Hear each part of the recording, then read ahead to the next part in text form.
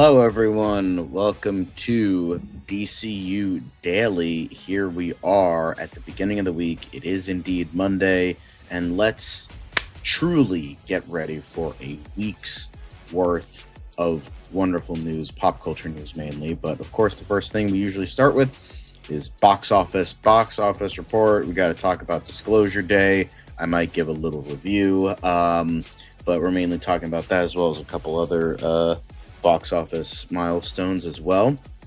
But in addition to that, we have MCU Weekly, although more MCU Daily, MCU Madness. We'll see. We'll workshop it. Let me know if you have any ideas in the comments. But MCU Weekly, talking Brand New Day, a little bit of quick hit stuff, Avengers Doomsday, X-Men 97, Wonder Man. So going to talk about that.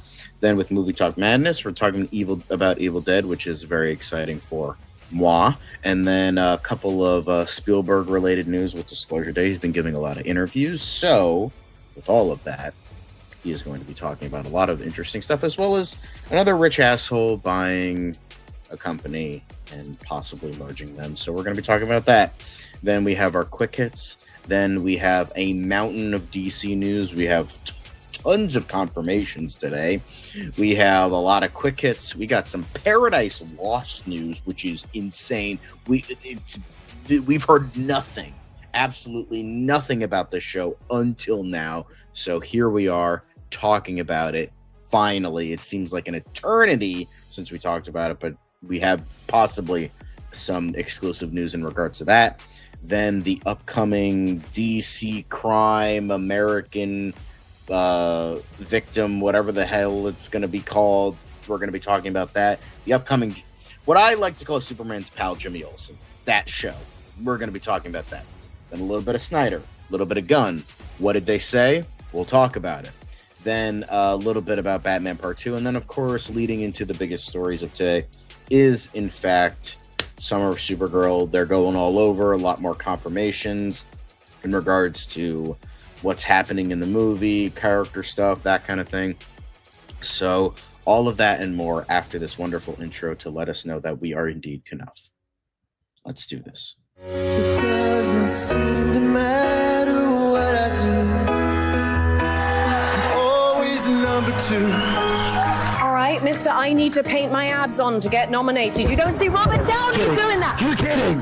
You're kidding. I can't open the envelope without the... Warner Brothers is heading back into the Matrix with a new movie in the works. Wonder what other surprises are in store. I want to be Bruce Wayne. I like that. You're gonna love me.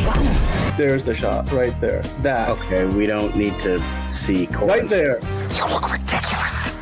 Well, not no more, he don't. What, dude? I can barely understand you. Your accent's insane. What the world needs now. Give me a hand up. Nope, I'm actually okay. Thank you very much. Oh, wow. Wow.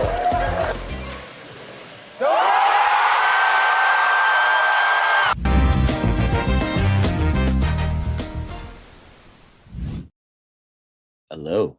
Welcome to the show, everybody. Here we are. Bam. John, lovely to see you all. Boom. We also got Dan up in this shit.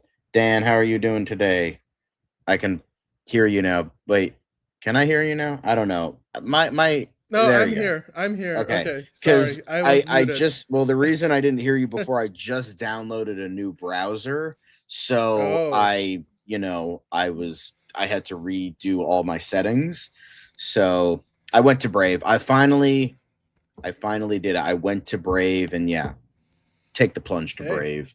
Brave is the best because of ad blockers, because Google is run by cheeky fucks that won't let us have some fun by not having ad blockers. Well, I was gonna say it is a busy Monday. Good to be here. We didn't even mention in the intro because there's so much to talk about. We have Mount Rushmore Monday pirate films. Yes, Jesus Christ, I forgot about that. Yeah, and to all you assholes that like booted westerns for pirates, fuck you. Go fuck yourselves for that one, because I was so excited to talk about westerns, and now Mount Rushmore Monday is gonna be like 2 seconds because half of my Mount Rushmore is movies I haven't seen because I went with iconic stuff rather than stuff I've seen because nobody fucking gives a fuck about pirates anymore. Nobody cares anymore. Okay, so I mean, now we're you're stuck only doing one. pirate movies. I mean, like, well, that's where we were in the '90s, but like, you're only ever one good movie away from reviving the genre, so you never know. But I was gonna say hello to Monique. Howdy, y'all! Marvelous Monday to you. It's New York strip steak, pitted Bing cherries, and your choice of jumbo steamed artichokes or cucumber sour cream salad. I'll take I the like the cucumber strip sour steak cream part. salad. I'll leave it at that. That's Thank it. you, Monique. I wish I was having what you're having. Hi, D. Cole. And of course, hello, Movie Spud. Hi, y'all. I'll take some steak and cucumbers. I know. See, Movie Spud and I are on the same boat there. Yeah, I mean, a lot of us wanted Westerns, but clearly more people wanted pirates. But Westerns did come in second. So we'll have it back on the poll for next week. Hello, just some geeky guy. Tom King is Foo King Trash. See what I did there? Yes, I did see what you did there. Thank you.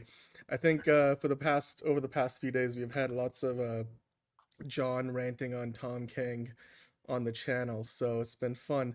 Hello, Steven. How are you doing? And Steven says, Dan and John, 1 week till Supergirl. Yes, you're right. I mean, is it 1 week or is it? I feel like it's still like It's two 1 sort week of and some weeks. change. Yeah, so It's we're 11 days we're specifically. T-minus 11 days from Supergirl, which is amazing. I agree. Yeah, Way more to talk about. Figure drawing.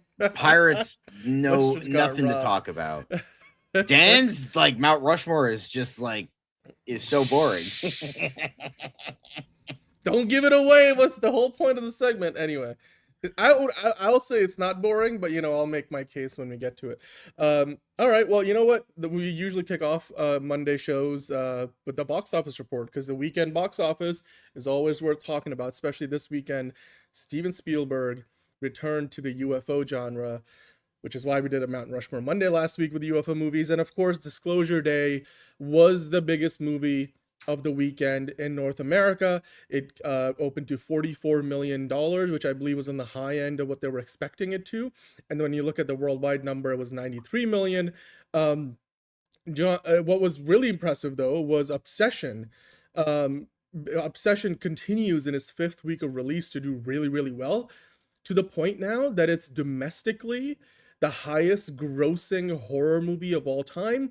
It takes over the record that was previously held by Get Out. So that is big. Those are some big numbers. Just Some Geeky Guy only got 9 days to go till Supergirl.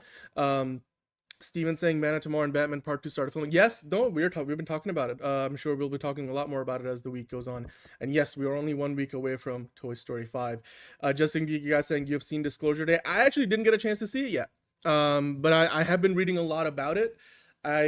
Don't give me any of the twists, but I have heard there are twists. I have heard that the story goes places and maybe even, leaves you with something to think about by the end of the movie. But John has seen it, so John will talk about it later on. Hello, DK Arcade. My gosh, this movie was too boring, too outdated. That is some of what I've been reading, and we'll talk about it as we go through the box office report. We definitely have to, break down the numbers because while the opening weekend, 44 million domestic, 93 million internet, worldwide is nothing to scoff at. That's almost $100 million opening. It's still, it gets disclosed. I know, Justin, you got. I pretty much expected that based on how they've been advertising the movie. So, yeah, that's not something that would surprise me. I'm also not gonna be super broken up if I happen to spoil myself before I see the movie. Hello, Jalen, how are you doing, man? Joining in a bit early. Usually you're popping in by the time we get to DCU Daily, but we appreciate you here. John is on the show. He's just stepped away for a moment, but he'll be right back. Figure Drawing saying Obsession reminds me of a dope to-be horror movie one may stumble upon. Yeah, no, it's got that feel. It's definitely got that feel. It's also, like I said, now it's the highest grossing domestic horror movie. So basically at the North American box office, not worldwide, but at the North American box office, there hasn't been a higher grossing movie, which is insane to talk about. Because yes, Get Out was a big movie and it comes from Jordan Peele, but nobody would have thought Obsession would be, in that spot. It's just nobody, no less the people behind the movie, the people who have seen the movie. But it goes to show you the power of, a story that connects with the audience, especially the younger audience, because a lot of Gen Zers are going to watch Steven Spielberg's Yeah, well, not Steven Spielberg. Well, you know, Obsession.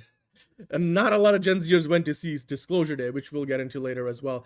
Jalen saying like the highs were high and then it fell off a cliff somehow. Right. Right. That's what I've been hearing. Like the first two acts of Disclosure Day, but the ending. So I've heard that some people really connected with the ending, and then some people, like a lot of you guys, I mean, The Watcher said something similar last week, that it just, the movie starts off strong, has some good ideas, and then kind of like falls off. And it's that thing of whenever you're watching a thriller, I feel like it's kind of like, you know, well, not exactly the same thing as comedy, but like comedy is very subjective. Like some brand of comedy might work for you, some might not. With thrillers, the thing that you gotta have is like, if you got a twist coming, or if you got a series of twists coming, if those twists don't hit, then the rest of the movie, it doesn't matter what you did right, the whole thing will suck. So, or like you'll just leave with a feeling of like, oh well, that was a letdown.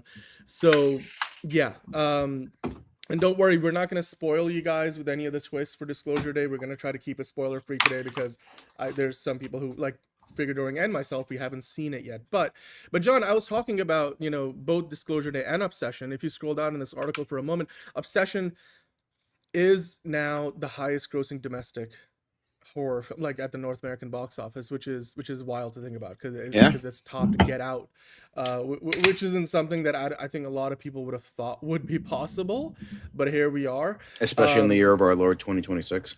2026, and it's only done in like 5 weeks of playing in theaters too. Movie Spot saying, I saw Disclosure Day and have mixed feelings. The acting was great, especially Emily Blunt. I've been hearing, like, everybody keeps saying Emily Blunt carries the film. I want a Movie I didn't Spot think also that was saying, the case. well, but like, you know, I'm exaggerating. Most people have like oh, yeah, Emily Blunt, like, you know, really just like held it together. Although I read about like how the movie starts, and it does sound a little dumb.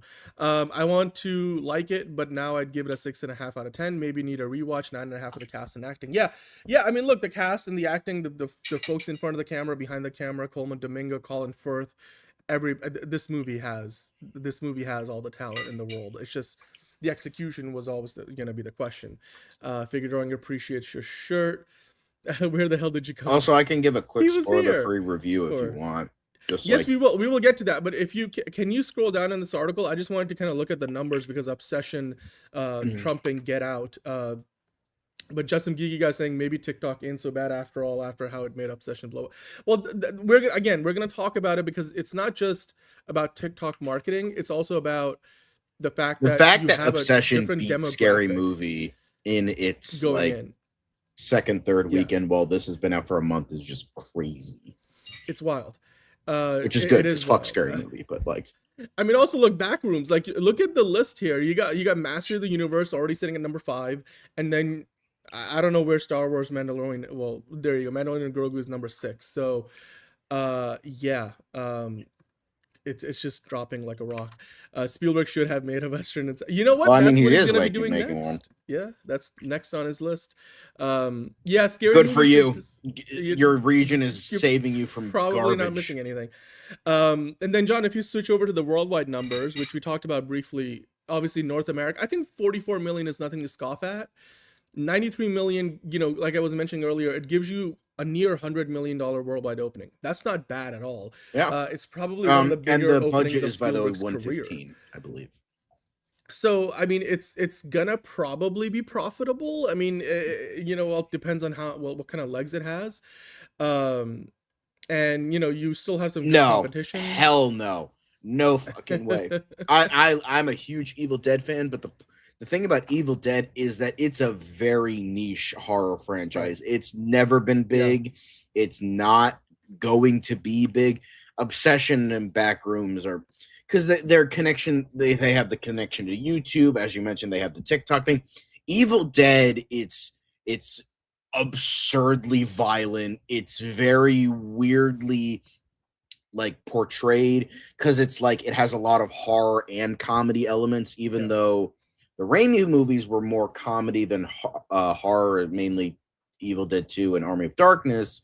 These movies, the newer movies, are so just in your face, gory fuck fests that's not really a mainstream. Like Obsession is, and Backrooms are more subdued than than something like Evil Dead. Evil Dead is like has a very small like, and I guess that's the reason why Evil Dead continues to why Evil Dead continues to like keep going. And no, I thought it sucked. But that's why Evil Dead, like I will say, the 2013 Evil Dead movie, if you remove it from the Evil Dead like franchise, it's okay. But as an Evil Dead movie and as an Evil Dead remake, I feel like it's a very much an identity crisis kind of movie. But Evil Dead it's just too niche, and good, because frankly, if it became too mainstream, I think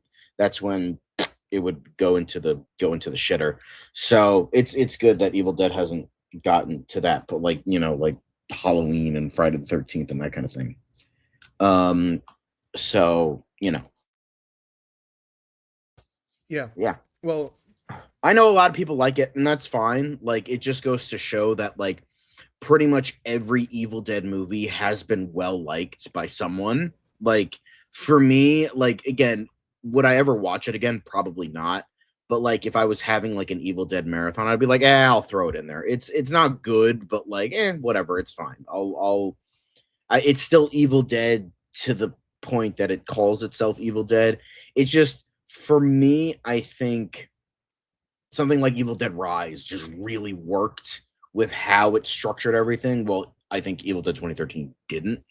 But I just think that comes down to director. I think Lee Cronin is a very good director. I don't think Fede Alvarez is a very good director. So there's that.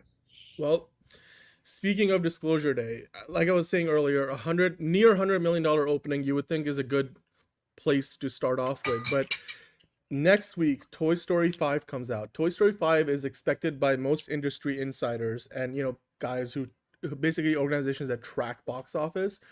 Mm-hmm. Toy Story 5 is expected to be the biggest opening weekend of the year. It's expected to be over $150 million opening weekend, potentially over $200-something million worldwide opening weekend. Now, just domestic alone is going to be more than what Disclosure Day did. Hello, Watcher.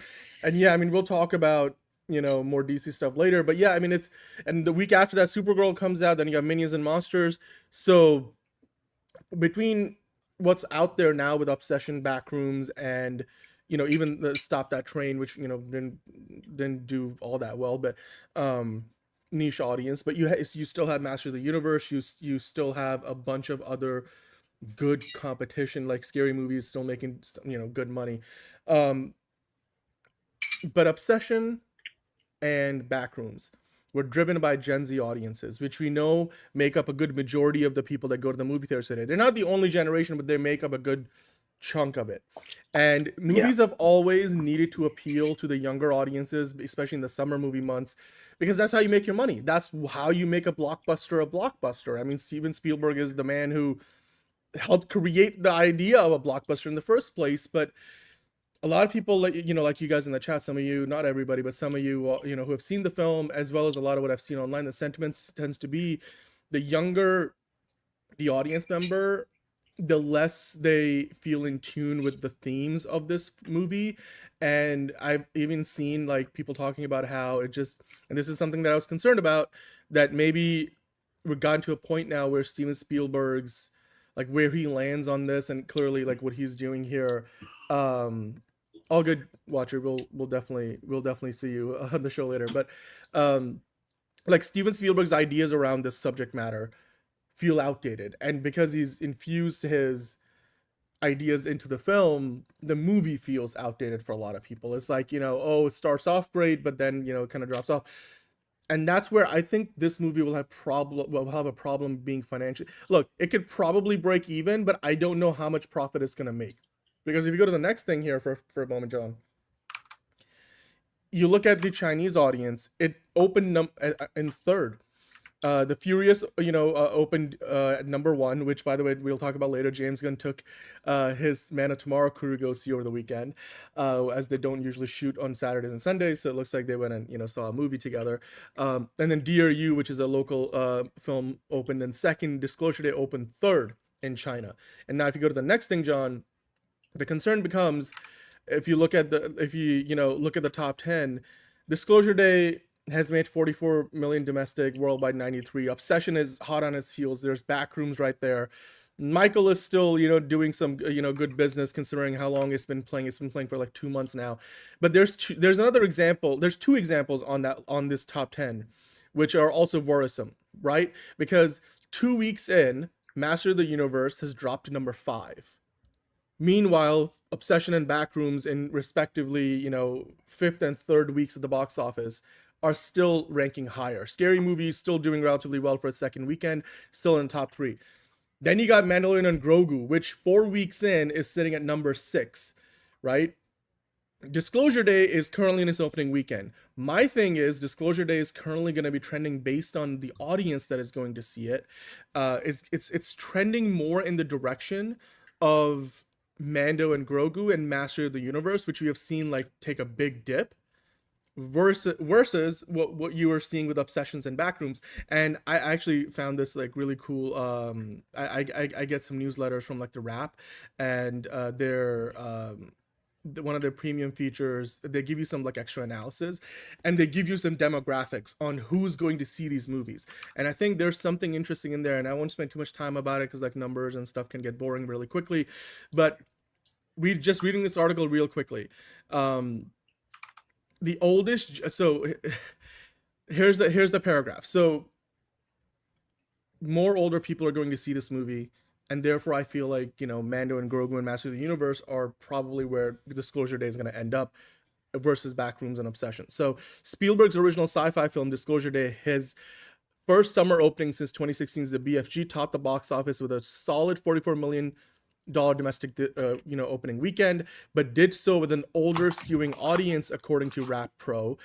Just 17% of the weekend crowd was under the age of 25, which is not surprising. The oldest Gen Zer was 5 years old when Minority Report and Catch Me If You Can hit theaters, and their formative years were shaped more by Christopher Nolan and Marvel than Spielberg, which is absolutely true. So, and perhaps that's just fine. Millennials, Gen X, and Boomers turned out for Disclosure Day, and there's a world in which the older demographic, which doesn't necessarily rush to see things opening weekend, boosts the overall gross of the $115 million thriller. John, you mentioned that's the budget of the film. And, you can't say that Universal didn't try to court the young crowd, as Spielberg did more podcast interviews and cinephile-friendly press than he has ever done before. And then of course Universal has post-theatrical distribution deals that includes a very lucrative streaming and licensing deal with Netflix. So Net Disclosure Day is going to end up on Netflix after it's coming out of theaters, which the Netflix effect we all know about. Sometimes movies, even if they fail at the box office, will do tremendously well with Netflix. So John, I guess the question I'm just going to pose to you before I'll see if it's good or not. Here's the thing. I sacrificed all of my morals for Lego Batman, and that is the only time I will ever do that. I will never be the guinea pig again. That's purely because, like, the stuff I've seen of Halloween, and nothing against this, but it's popular right now. The thing is, just everybody's copying Dead by Daylight. Evil Dead did it. Texas Chainsaw Massacre did it. Friday the 13th did it. Now Halloween's doing it. And it's like, okay, like, don't get me wrong. I would love to see... Like, it's cool that they're doing, like, the whole, killer attacking, people in the small town, all that shit. And I'm sure it's going to be a fun game. But, like, I played a little bit of Friday the 13th. I couldn't get into it. I have Dead by Daylight. I mainly have it because friends wanted me to get it. And maybe I'll eventually play with them one day. But for me, it's just like... Oh, yeah, and I forgot. Yeah, there was the Killer Clowns video game. I forgot about that. But yeah, it's just like, I want a campaign. Like, don't get me wrong, multiplayer is not bad. It's just like, sometimes I like single-player games. And I feel like you have all these really great horror films, especially with ripe lore and stories or stuff that you can expand upon in a game. But no, it's just like, oh, we're just doing another Battle Royale thing. It's like, okay. Like, sure, I guess. That's fine. Not Battle Royale. I forget what the wording is, but like kind of the RPG. I don't know what the terminology is for that kind of game, but MMORPG. No. But it's just I'm excited as a Halloween fan, but like I'm also reserved. Okay, so that's helpful, but I'm still not gonna get it until I hear good review. If I don't hear good reviews about it, the only reason I got Texas Chainsaw Massacre is because it was cheap. It was like fucking $10. I think it was on sale. So yeah, it's just like I would love to play as the killer. I would love to play counselor. So like I would get it purely for the single player campaign if it's like an actual story. You know, if it's just like the same thing but single player, I'm like, and you're just against bots, then I'm like, all right, fuck that. But you know, I'm excited, but I will keep my morals this time and wait. If it's positive, cool. If it's positive with a lot of bugs, I'll wait a bit for like a couple patches because that's like the thing now. We're gonna shit out an unfinished game and then we'll patch it later. It's like fucking suck dick. But if it's like mixed, I'll wait for a sale. If it's negative, I won't get it. So, you know.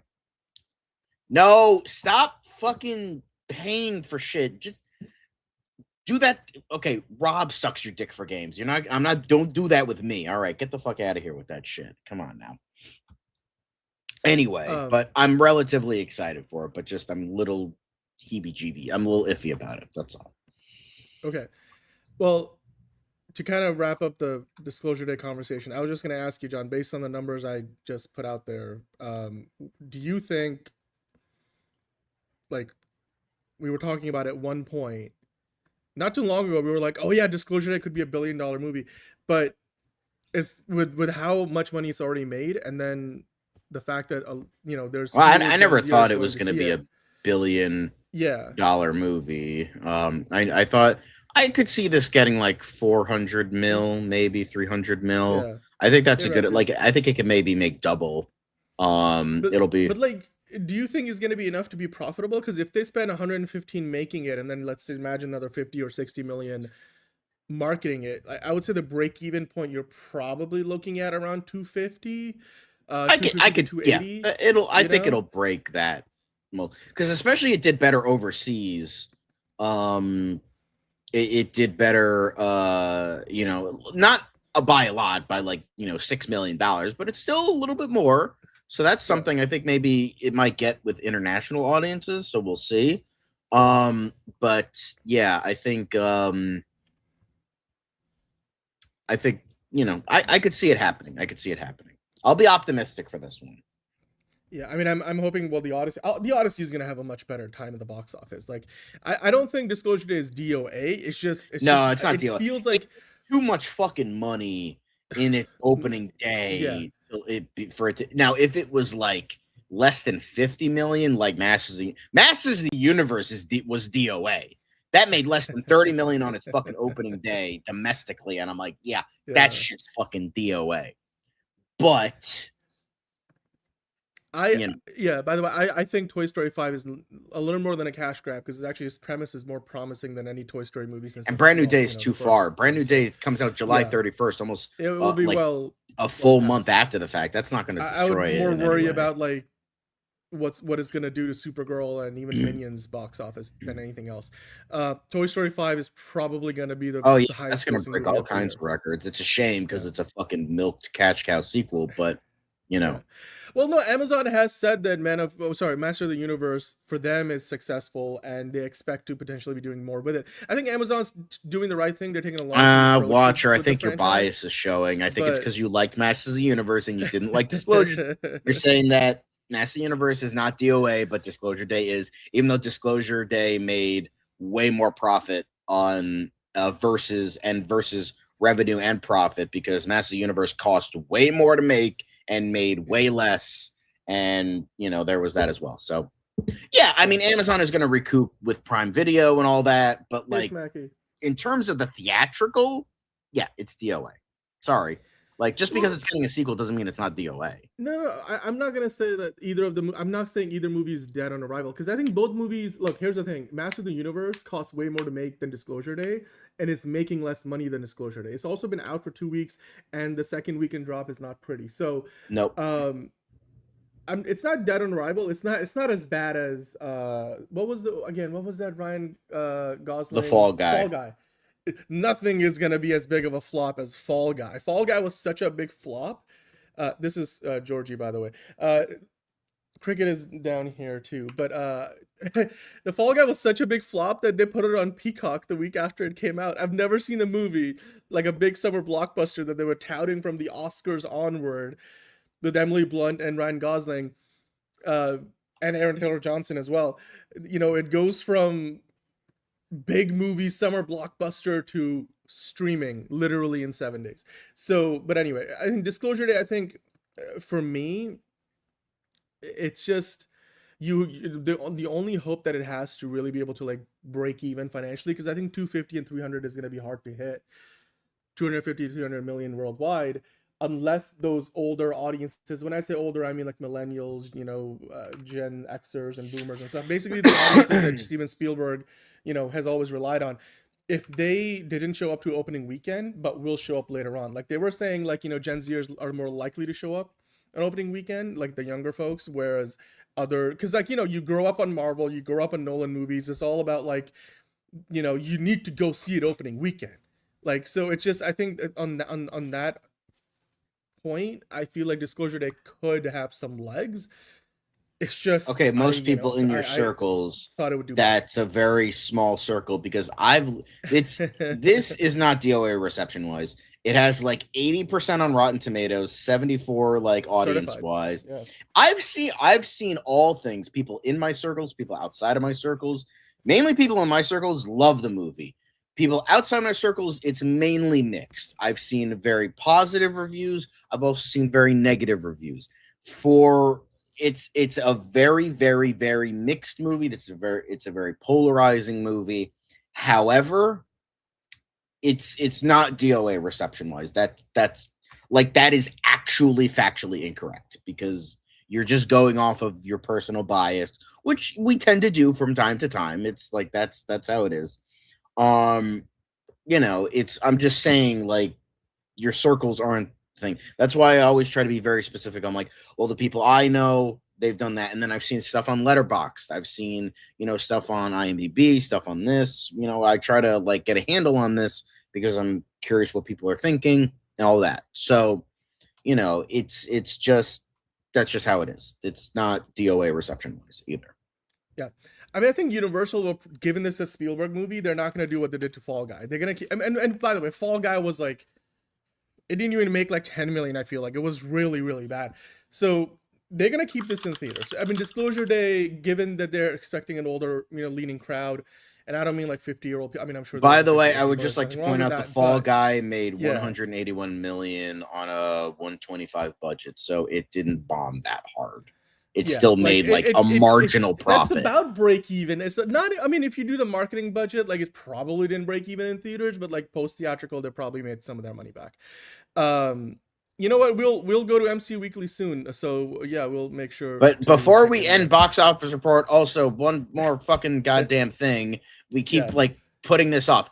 Congrats, Devil Wears Prada made $1 billion at the worldwide box office. No, it didn't make $1 billion. No. Okay, so the franchise did. It finally got there. That's what I'm saying. So the current movie, the second Devil Wears Prada, has made over 600 million. The first, when you add that with the first movie's box office, now it's $1 billion franchise. So 2 movies, you want to call it a franchise? It's the Devil Wears Prada. Altogether, the 2 movies are now made it $1 billion franchise at the worldwide box office, which is great. I mean, does that mean they're going to do a third one? I don't know. But it just means that the people are showing up. Like, look, there's nothing, like, this goes to show you, like, Disclosure Day is doing well, but maybe just the audience wasn't there the same way that it is for Michael or the Devil Wears Prada 2. Those are great examples of 2 IPs, or like not really IP in the sense of Michael Jackson, unless you want to count his music and such, where you're gonna have a more older leaning crowd, but clearly they showed up in enough, volume that you got like 800 million. Like basically, Michael's gonna make $1 billion probably. Devil Wears Prada is probably gonna make over 700 million. So, yeah. But anyway, the watcher saying, "I'm not being biased. I'm straight up telling you, Amazon views it as a success." No, we talked about it. Their executives said exactly that, because Amazon, to them, they've said it before several times. They still look at Amazon Prime Video as the primary. goal. Yeah, but like, in terms of like dollars and cents, it's not been as successful as clearly they would have wanted to be. But like Amazon can afford to lose a good amount of money, and it's good because if I was a fan of Master of the Universe and this movie was doing what it is doing at the box office, I'd be really happy that Amazon is going to continue to stick with it until it starts to make more money. So, and Disclosure Day is a different thing altogether. It's not an IP. It's a different thing, kind of it's movie. It's a original. different So, thing, yeah. and people don't like Disclosure Day in or outside my circle. Incorrect. I loved it. My friend Mark loved it. My friend Rob loved it. My friend Devin loved it. I know another guy on Letterboxd loved it. I know another person loved it. A lot of people on Rotten Tomatoes, they loved it. A lot of people on IMDb loved it. Well, look, saying people don't like Disclosure Day is wrong. It's actually because you could say that about any fucking movie. Oh yeah, people don't like Captain America: Civil War.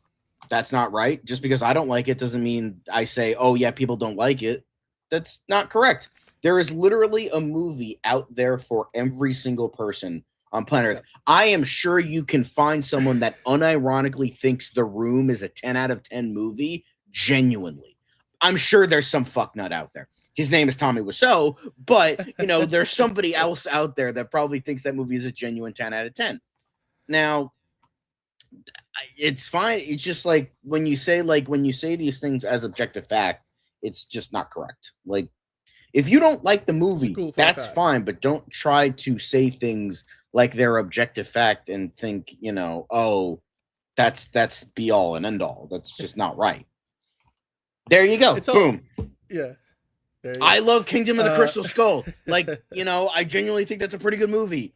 Most people don't, but I'm not going to say, oh yeah, everybody loves Kingdom of the Crystal Skull. Well, look, as far as consensus goes, if you want to, it depends on, again, it's all relative. The popcorn meter is 72%, which is the audience score. The critic score is 81% for Disclosure Day. 72% is a score that is, I think, below the threshold where it worries me a little bit, because like with popcorn meter scores, usually what I look at it is like the people who are going to really want to talk about the movie are mostly the ones that will, either in a good light or a bad light, they're going to be the ones reviewing it on Rotten Tomatoes.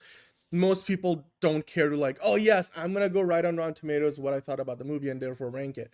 So that rating reflects, basically an exaggerated, sense of what people thought about the movie, whether it's positive or negative. And 72% to me, like, is a little worrying, because usually, for even Master of the Universe, which critics didn't like it as much, overall they did, but lower Rotten Tomato score than Disclosure Day, the popcorn meter was way higher in the 80s or something. So, like anytime there's a popcorn meter rating that is below 80, it does concern you a little bit, because it means, people have a mixed reaction to it. But all that being said, look, here's the thing. Disclosure Day, much like every other movie, it's going to work for some people. It's not going to work for others. Art is subjective, and therefore, we'll just have to wait and see how it all turns out at the end. Hello, Hunter Iggy. Yes, no, we'll get into all the DC stuff later. Don't you worry, we'll get to that. We're just trying to wrap up the box office report here. But it's all good. Look, we're not trying to like, continue. This doesn't need to be an argument, Watcher and John, of course. If you enjoyed Disclosure Day, great. It's going to be playing in theaters for a few more weeks. If you didn't, then, you don't have to go see it again. And we'll just see where the box office lands. Steven Spielberg, I personally, I will say the last few days have abated my excitement for the movie a little bit, because I was really excited for it. And then, it just seems like it's, regardless of whether you like it or not, the overall reactions I'm seeing and some of the reviews, it's certainly not a home run, which I thought it would be because it's Spielberg. But like, it's all good. It's all good. And so with that, we're going to leave box office report and move on to MCU Weekly. John, we got a lot of Spider-Man stuff to talk about. Let's do that, because I know you're really excited about Spider-Man Brand New Day. So like, walk us through this. Which, to be fair, I'm probably going to be disappointed, because the promotions it's probably going to be up. garbage. Yeah. But I'm hoping it's good. I hope I hope it delivers on the admittedly high expectations because of how good the last one was. So yeah, let's go through what they're doing here, because like the marketing is really picking up. So apparently Spider-Man Brand New Day launches a Spidey tracker as movie is confirmed for San Diego Comic-Con panel. Um, so it's starting with the launch of the official Spider Tracker. It hasn't gone fully live yet, but it seems like the web slinger will be showing up all over the globe in the coming weeks. Will there be viral stunts in each location with someone suiting up as Spider-Man? Perhaps. It's also possible that this is a way to hype up what promises to be a pretty extensive global press tour, with the cast touching down in cities all over the world. One fan appears to have somehow figured out a way to view the full Spidey tracker. So if you'd like to see if the web slinger is touching down near you, you can do so here. And you can click on that link. But yeah, so it seems like it's gonna track like where certain publicity stunts are, I guess. I don't know what the fuck that means, but like, sure. I don't know what Nice. this is, but cool, I guess. I mean, it's just like good viral marketing. So, I mean, and yeah, of course they're gonna be at San Diego. It's like literally the week before the movie comes out, right? So, yeah, they're gonna be at Comic-Con, and I'm excited. Yeah, let's keep going. Next up, Spider-Man Brand New Day identifies the Hulk as one of the movie's spider foes. So yeah, spider foes, and you can see the Hulk right there. You see Boomerang, Tarantula, Scorpion, and then Hulk. It is funny though that they're listing the Hulk as a foe, but like, I mean, I guess if he's gonna have a big fight with him, that it might make sense. Mhm. So, I just love that the closer we got to the movie, the more they're like, okay, we're just gonna give it away. The Hulk is in this. He's gonna have a fight. This is what he's gonna look like. I'm kind of okay with not them hiding it, because it just means the movie has to kind of live up to its promise. Like they're because Marvel movies have had a thing of like, we're gonna like drive as much attention to the opening weekend, but if the movie's not that strong, then you see a drop off. But if the movie is good here, then they don't need to hide any of this stuff. So yeah. We're never gonna get a Hulk solo film as long as Universal has the distribution rights, because Disney does not want to share the profits with them, and there's probably no reasonable amount of money that Universal is gonna sell those distribution rights to Disney for. Hi Chimera saying, so who asked for a Gorilla Grodd series? Well, we'll talk about that later, but I'm sure a few of us would like to see it. Let's keep going. But yeah, and then Destin Daniel Cretton talking about some stuff about winning the a chance to go to the premiere, and you can meet him and Tom Holland. Nice. Is this in the UK? Where is this? It's probably in America, because they're saying exclusively in theaters instead of cinemas. Anyway, so yeah, you can enter the sweepstakes to, I guess, go to the premiere of the movie, which is good. Well, no, Feige making a deal with Universal and Sony is two different things, because Sony has the overall rights to Spider-Man on screen. Like, Universal just has the distribution rights, which is like a very specific thing. Like, like the Hulk movie that they did make, like the Incredible Hulk, that was made before Disney owned Marvel. That was when Marvel was still and studios was still independent. And they released the movie through Universal. And then every other movie that they released in the early days of the MCU before Disney bought them was released through Paramount, because they had that separate distribution deal for that. But since Disney bought them, everything is being released by Disney, and Disney does not want to share that revenue with Universal, because it's just, why? And to be quite honest, they don't need any particular reason to do that either, because they've been putting Hulk in like, I don't know, like every third Marvel movie in the MCU, and it's been working out really well for them. So I don't think they're feeling a need to do this. They can easily just be like Spider-Man World War Hulk or something. Like, there you go. Like, or Avengers World War Hulk. Like, make it a movie that's part of another movie, or the Hulk story does not need to be its own thing. So yeah. I think that's definitely the case. And with this, for the final bit of Spider-Man news, don't worry, we have more other news, but apparently we're getting the comic accurate Spider Sense. So yeah, very cool. I mean, it's probably just for the fucking just for the poster. We're probably not going to get that in the actual film. Do you think they're still going to call it the Spidey thing? I will personally bitch slap Kevin Feige himself if he still calls it the Spider Tickle. I mean, maybe that's one benefit of like people forgetting that Peter Parker exists. I understand that. I get what you're saying, Chimera. I think that's I think that's fair. That, I mean, I haven't really loved any of the MCU Spider-Man movies. I thought Homecoming was complete dog shit. I thought Far From Home arguably worse, but it had Jake Gyllenhaal, so that made it a little bit better for me. And then No Way Home, I think, was the closest to it being good. It just kind of, Oh God, the Peter Tingle. Wow. Yeah, I just don't think That's it worse. quite hit as well as it could have. It's still kind of messy, but it's Tom Holland promised good things and he tried his best. Now he's like, hey, I did a movie with an actual filmmaker. Do that, motherfuckers, or I'm leaving. So Yep. Cool. Yeah. But now we have more MCU stuff. Quick at time. Here we go. Apparently, one of the Russo brothers reveals that Iron Man was nearly killed off in this Infinity Saga movie. And where does it say? Right there. Blah, blah. Where does? Hang on. They're talking about stretching Taffy, and they're basically saying they wanted to kill him off in Infinity War, and then Gotcha.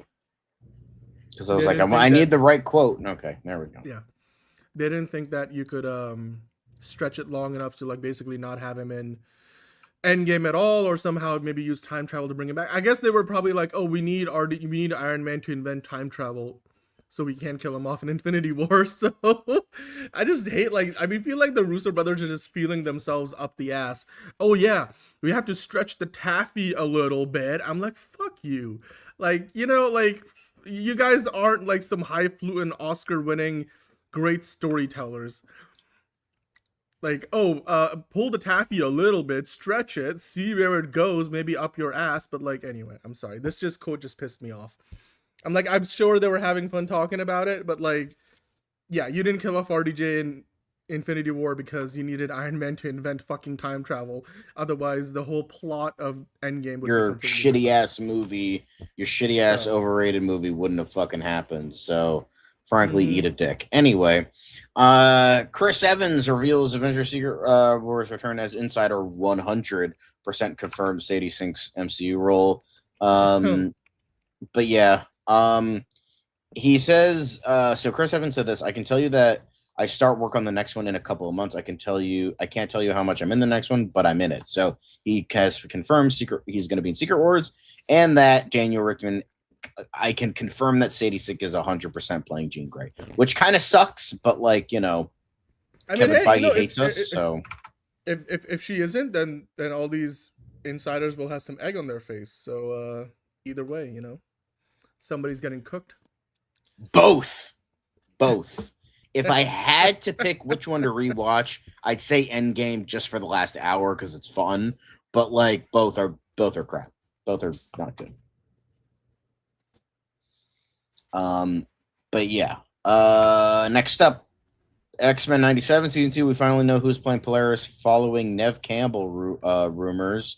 But apparently, it's now being reported that Carolina Ravassa is playing the Mistress of Magnetism. Outside of Colombia, she's best known for her voiceover work on TV and in video games, including Overwatch's Sombra and Valorant's Raze. She has also portrayed Carolina Grant Gomez in the Disney Channel's Hamster and Gretel. So, yep, not Nev Campbell. So, unfortunately, my friend Zach can't jizz his pants because he loves Nev Campbell and loves X-Men 97. So, Carolina Ravassa is playing Polaris. There we go. I mean, you can just ask your friend to go watch The Wild Things again. He can. No, but he's very particular. Anyway, but last I was gonna say though, to address because we kind of skipped over it. Yes, Chris Evans did confirm that he's gonna be in Secret Wars. He starts filming soon. He can't tell you how much he's gonna be in the movie, but yeah, I mean, we're gonna have 2 Captain Americas running around. Well, Steve Rogers and then Sam Wilson's Captain America. So, because I don't want fucking X-Men in my goddamn fucking Spider-Man movie. Punisher, okay, understand. Hulk pushing it. Fucking Jean Grey, why? Why are we doing this? What is this? Too much stuff. I don't like it. Just give me a street-level Spider-Man movie. You don't need to have fucking an X-Man in there for whatever dog shit multiversal reason they're doing that. Okay? And fucking just because it's in the comics doesn't make it good. Fucking there are 2 different instances where superheroines get impregnated by their own offspring. Comics are weird. Just because they're in there doesn't mean, yeah, like, come on. Like, their whole thing with, like, Supergirl fucking a horse. Oh, it's in the comics, so that means it should be in the movie, right? No, come on. What are we doing here? What are we doing here? That's why they call them adaptations, right? Because you don't literally, word for word take what's in the comics, and because it doesn't work, like different mediums, different strokes for different folks, essentially. So, but yeah, I mean, hey, Wonder Man season 2. Trevor Slattery. Trevor Slattery. I'm an actor. Don't hit the face. He wants Trevor Slattery to be in outer space, which is, bit of a What, stretch. Sir But Ben Kingsley. I would gladly love to see him in outer space. Look, Wonder Man season 1 is still something that I did not see coming whatsoever, and it's automatically in my top 3 of the best MCU Disney Plus shows with Miss Marvel and so yeah, it's really good. I can't wait for season 2. Yeah, I still need to watch it. Don't worry, I'll get there soon. I'll get there eventually. I'm not gonna spoil anything for you because I know you haven't gone. I'm only halfway through fucking Spider Noir, and I'm actually excited. Was excited for that. I just haven't had the time. It's all good. All right. I believe you're done with MCU Weekly. Yes. All right, then we get into some movie talk madness. And John, this is all you, man. I know that you want to. So I saw this and I was like, this is gonna be great. Yeah, no, it's just it makes sense. Usually, when it comes to these kind of movies, NC-17, there's usually a scene or two that they got to cut that's like too extreme, even though it's really not that extreme. Like, for instance, Curry Barker had to cut down the scene where Nikki was bashing her face in with the bottle. He had to cut it down a little bit so it didn't reach an NC-17 level. So, same thing with this. They had to cut out a scene. We'll probably get it in like an unrated cut. So yeah. Instead of spotlighting the film's unfortunate protagonist, the posters features various household items that will be used as weapons against the Deadites. Dad's brush trimmer. I saw these before today. Dad's brush trimmer, a dinner fork, a family candelabra, an antique wooden corkscrew, and a car headset. Ordinary to us, deadly to Deadites, and it has been rated R by the MPA for strong, bloody horror violence and gore and language. And during a recent interview with SFX, Sebastian Vanashek, I don't know how to pronounce that, had to cut a certain scene to avoid an NC-17 rating. There is a scene that is not R-rated. It's a really, really hard scene, and I have to cut it, unfortunately, so you won't experience it as really as it is right now, but because I need to have the R-rated movie, so we are trying to find a good balance. So, yeah. I told the studio that I wanted to make a nasty film, a film that hurts, from which you come away tested. I'm going to put all the horror I have inside. It will be cathartic, and I haven't ruined my career, and I can continue to make films behind it. I will move on to something other than horror. So, yeah. And we got a good old Shining reference there as well. And these are the poster. It kind of reminds me of the Thunderbolts. Like, this is a Bolts. This is a Thunderbolt. Yeah, that kind of shit. So it kind of reminds me of that. But yeah, that's I'm excited. It's my most anticipated of the year. Hope it's good. Hope it's great. But yeah, love me some Evil Dead. So, hell yeah. Dan, you can come back in. Oh, hello. There we go. I'm back. We're done. But another thing, going to the Spielberg corner, Steven Spielberg says he scrapped a movie about Porgy and Bess that would have starred Coleman Domingo. I decided not to continue making it, probably for the best. Nothing against Porgy and Bess, but like, he already did his musical. Let's move on to something different. I was like, you probably know more about, because I had no reference to what this was, but I just Porgy and Bess. It's like an older musical. I think it takes place during the Depression or the 20s. I forget, but it's like early century, and I'm vaguely know. I know it. I think it's like a white woman and a black man. Either it's an interracial couple or they're like friends. Coleman Domingo was going to be in it, right? So, yeah, and it's. I think it's like two friends that do like a musical act together. I think that's what it is. Again, I know a little bit about Porgy and Bess because I know I played the song "Summertime" on the saxophone back when I played. Yes, lore drop. I did used to play the alto saxophone. I was not good at it, according to the people around me say I was the greatest thing ever. But I played it for a bit, and regretted all fucking like 9 years I played that piece of shit. But yeah, I did play that, so I know like a tiny bit about it, but like not a ton. So Cool. Well, I mean, hey, maybe he'll come around to doing that down the road. After that's his entirely Westworld movie. possible. But now we have more Spielberg talk, and if I had a nickel for every 1993 made Spielberg movie that Harrison Ford said no to, I have 2 nickels, which isn't a lot, but it's weird that it happened twice because he also said no to Schindler's List. So, and Jurassic Park. yeah. So I mean, those are the he was only gonna 2 be the 1993 Doctor. Spielberg movies. So yeah. So he so he Sam wanted Neill. him for Alan Grant, but he said no. So I think that's good because again, I think Harrison Ford would have been. I couldn't buy him as like a nerd. Like Harrison Ford's too cool to play someone like Alan Grant. Remember, he was meant because in his Jack Ryan movie or movies, he was like playing this book smart CIA operative, and I'm just like, this guy has way too much charisma to be playing somebody who's introverted. Like I can never buy Harrison Ford as like an introverted, down to earth character because the guy is just larger than life, charisma, commands your attention. So yeah, I mean considering totally Westworld was just Michael Crichton making Jurassic Park for the big screen before the effects could get to that. Yeah, it's literally because I think he made Jurassic Park. He wanted to make it into a screenplay. The special effects were not there yet, so he made the dinosaurs robots, and then he made Westworld. And so then eventually when Jurassic Park could get made, like he made Jurassic Park as a book, and then finally when the effects got there, then they adapted it for the big screen. So be a good full circle moment, Yep. Anyway, next up, Indiana Jones and the Cave of the Crystal Skull. George Lucas takes the blame for the movie's aliens. Yeah, I would hope so. You fucking wrote the damn thing. So, George Lucas reflected on Kingdom of the Crystal Skull's aliens, the latter admitting that it was largely his idea. I want it to be kind of a War of the Worlds sort of thing. Harrison said, I'm not going to do another science fiction movie. And Steven said, I'm not going to do another science fiction movie. The Star Wars creator recalled, I said, Steven, this is perfect because it's the 1950s when flying saucers were a whole thing. But he said, no.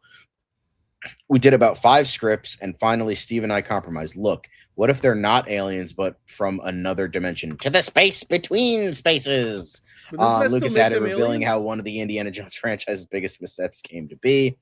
Kennedy, who was aliens. Was Lucasfilm president until fairly early, concurred that Spielberg and Ford were not 100% on board. That's why the movie out of the 4 that Steven made is the weakest, and that's why Harrison was so deeply committed to Destiny. He didn't want that to be the end, which is ironic because Dial of Destiny is way fucking worse than Kingdom of the Crystal Skull. But yeah, it was uneven. So David Kep said, I was never happy with the idea of including alien-like creatures in Kingdom of the Crystal Skull. When I came on, I tried to convince them to change it. I had this other idea. They didn't want to change it. He continued on. I'm not saying mine would have been better, but I think that a lot of the pushback that movie got in a larger sense, aside from little things people might not have liked that were too silly or whatever, the larger one was that fans said, we don't feel like aliens should have been in an Indiana Jones movie. Fair enough. In retrospect, you're probably right. Laughs. But yeah, but John, ancient aliens, like it's okay.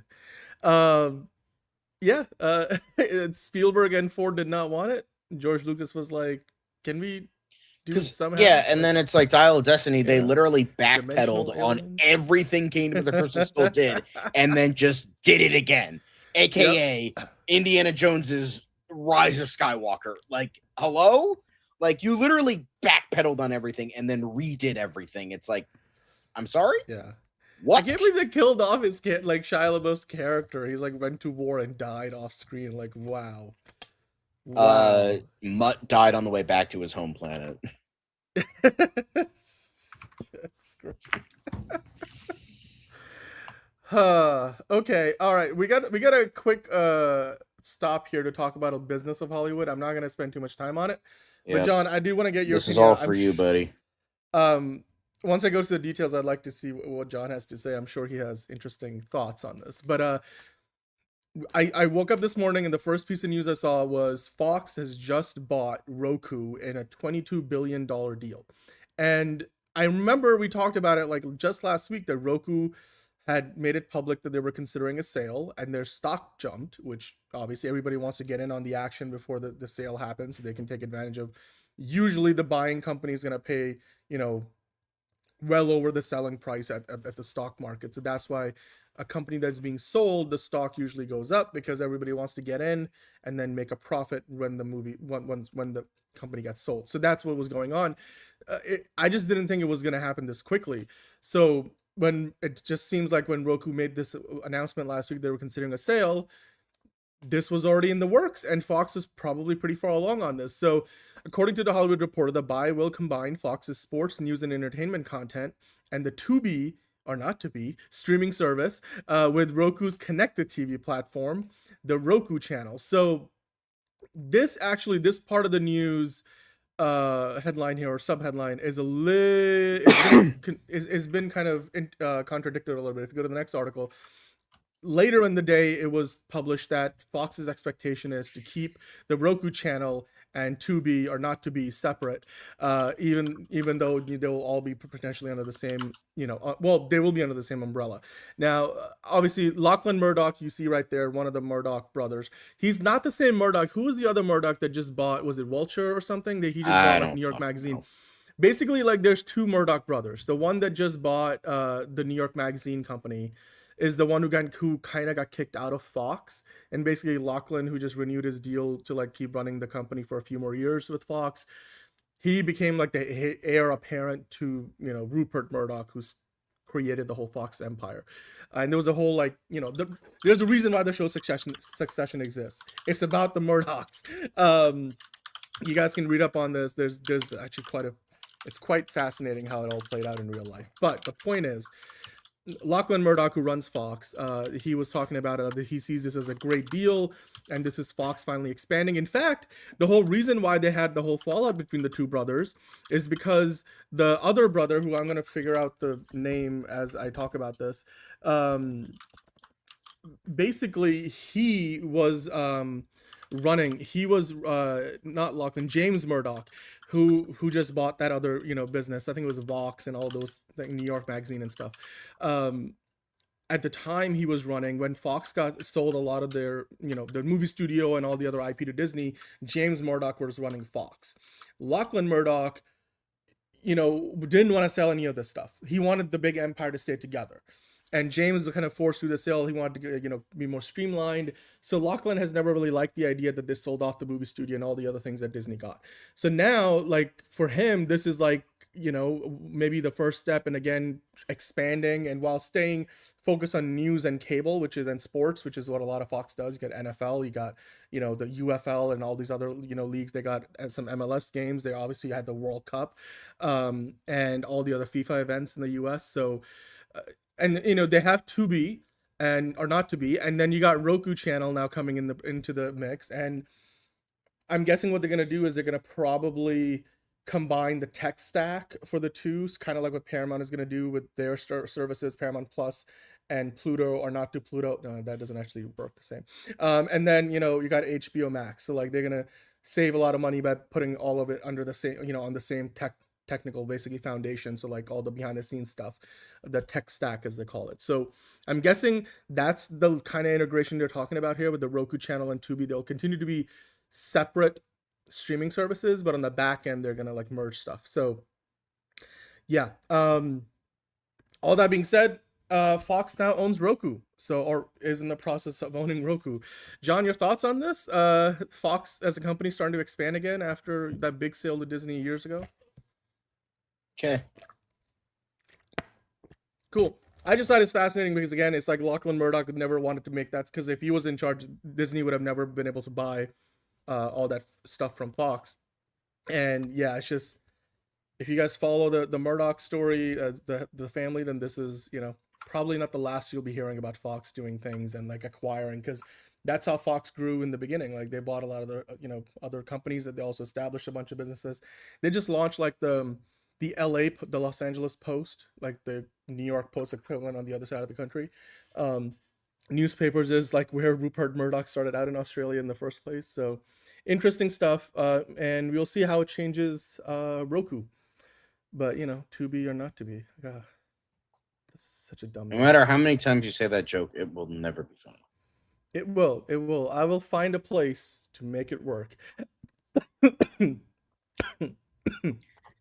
the meantime, let's talk about Mount Rushmore Monday. You guys voted for pirate movies, so let's do that, shall we? John, Mount Rushmore of pirate movies. Oh, look, there's Jack Sparrow being chased around by the Flying Dutchman, which is flying to him. I think that's meant to be that visual. So I asked you guys to send me your picks on the channel.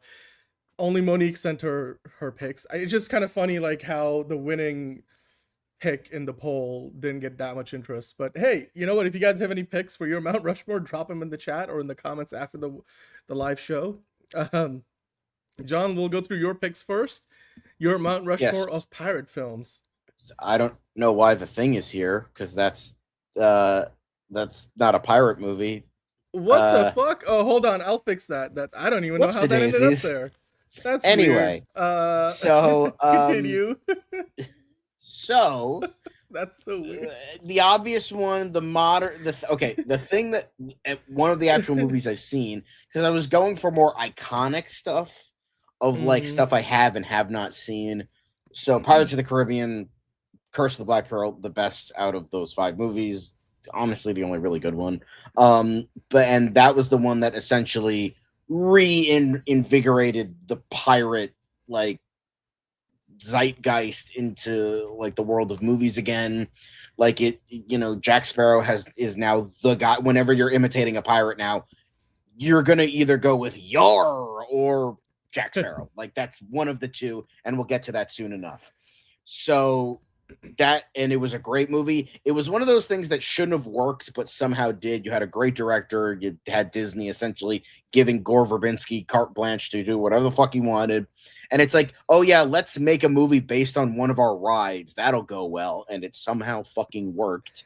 They couldn't really capture that. They couldn't really capture that lightning in a bottle again. Yeah. I tried watching. I thought they liked it. I liked it. I tried watching the rest of the trilogy and then the other 2 movies, and then I just couldn't. They were all kind of mid. So, I mean, I didn't even try with the 5th one. I tried watching the 4th one. I'm like, nah, I'm good. Dead Man's Chest and At World's End were like, okay, whatever. But Curse of the Black Pearl, iconic, absolutely iconic in every sense of the word. Definitely a Mount Rushmore kind of movie. Then we go to the other iconic Disney pirate movie, and that's Treasure Island from 1950.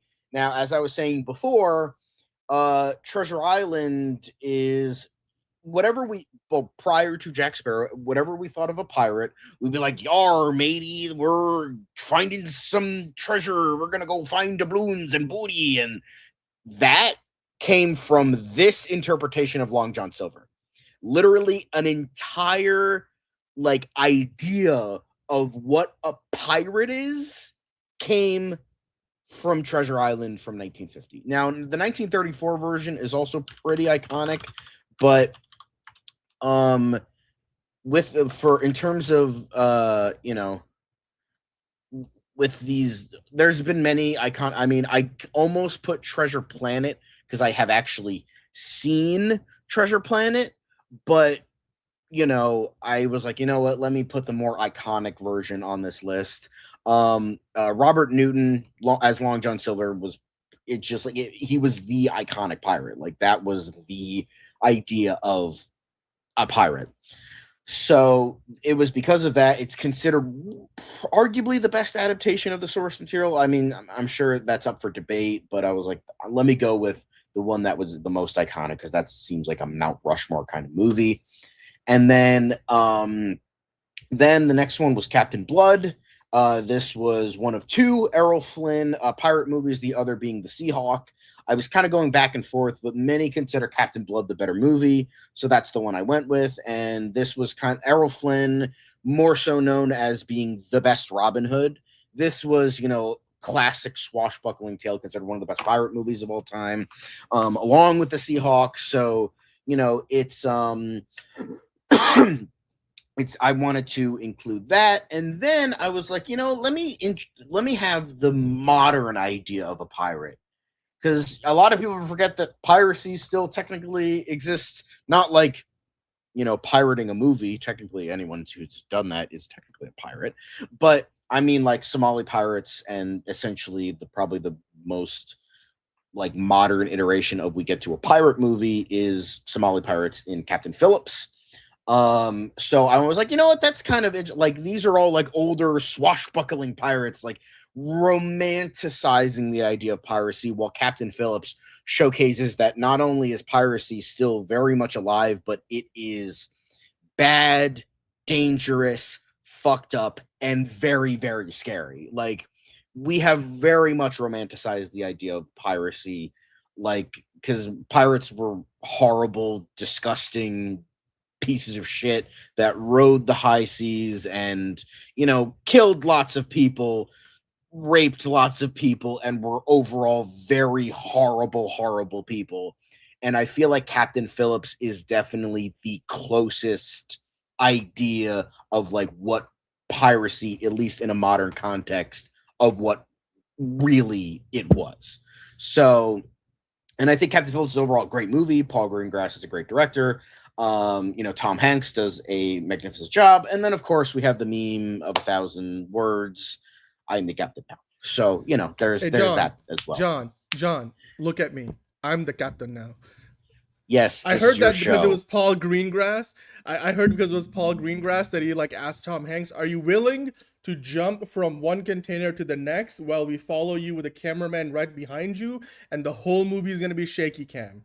And Tom Hanks was like, "I'll do the shaky cam, but I ain't doing the stunt. This ain't Jason Bourne, but I'll next time."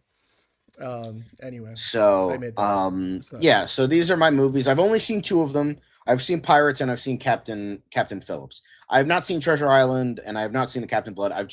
I wanted like iconic movies that I've seen, and like and what I would consider Mount Rushmore of like iconography. No, I have not. I have not played a single Assassin's Creed game. So I was going for more iconography Mount Rushmore. That's what I was trying to do.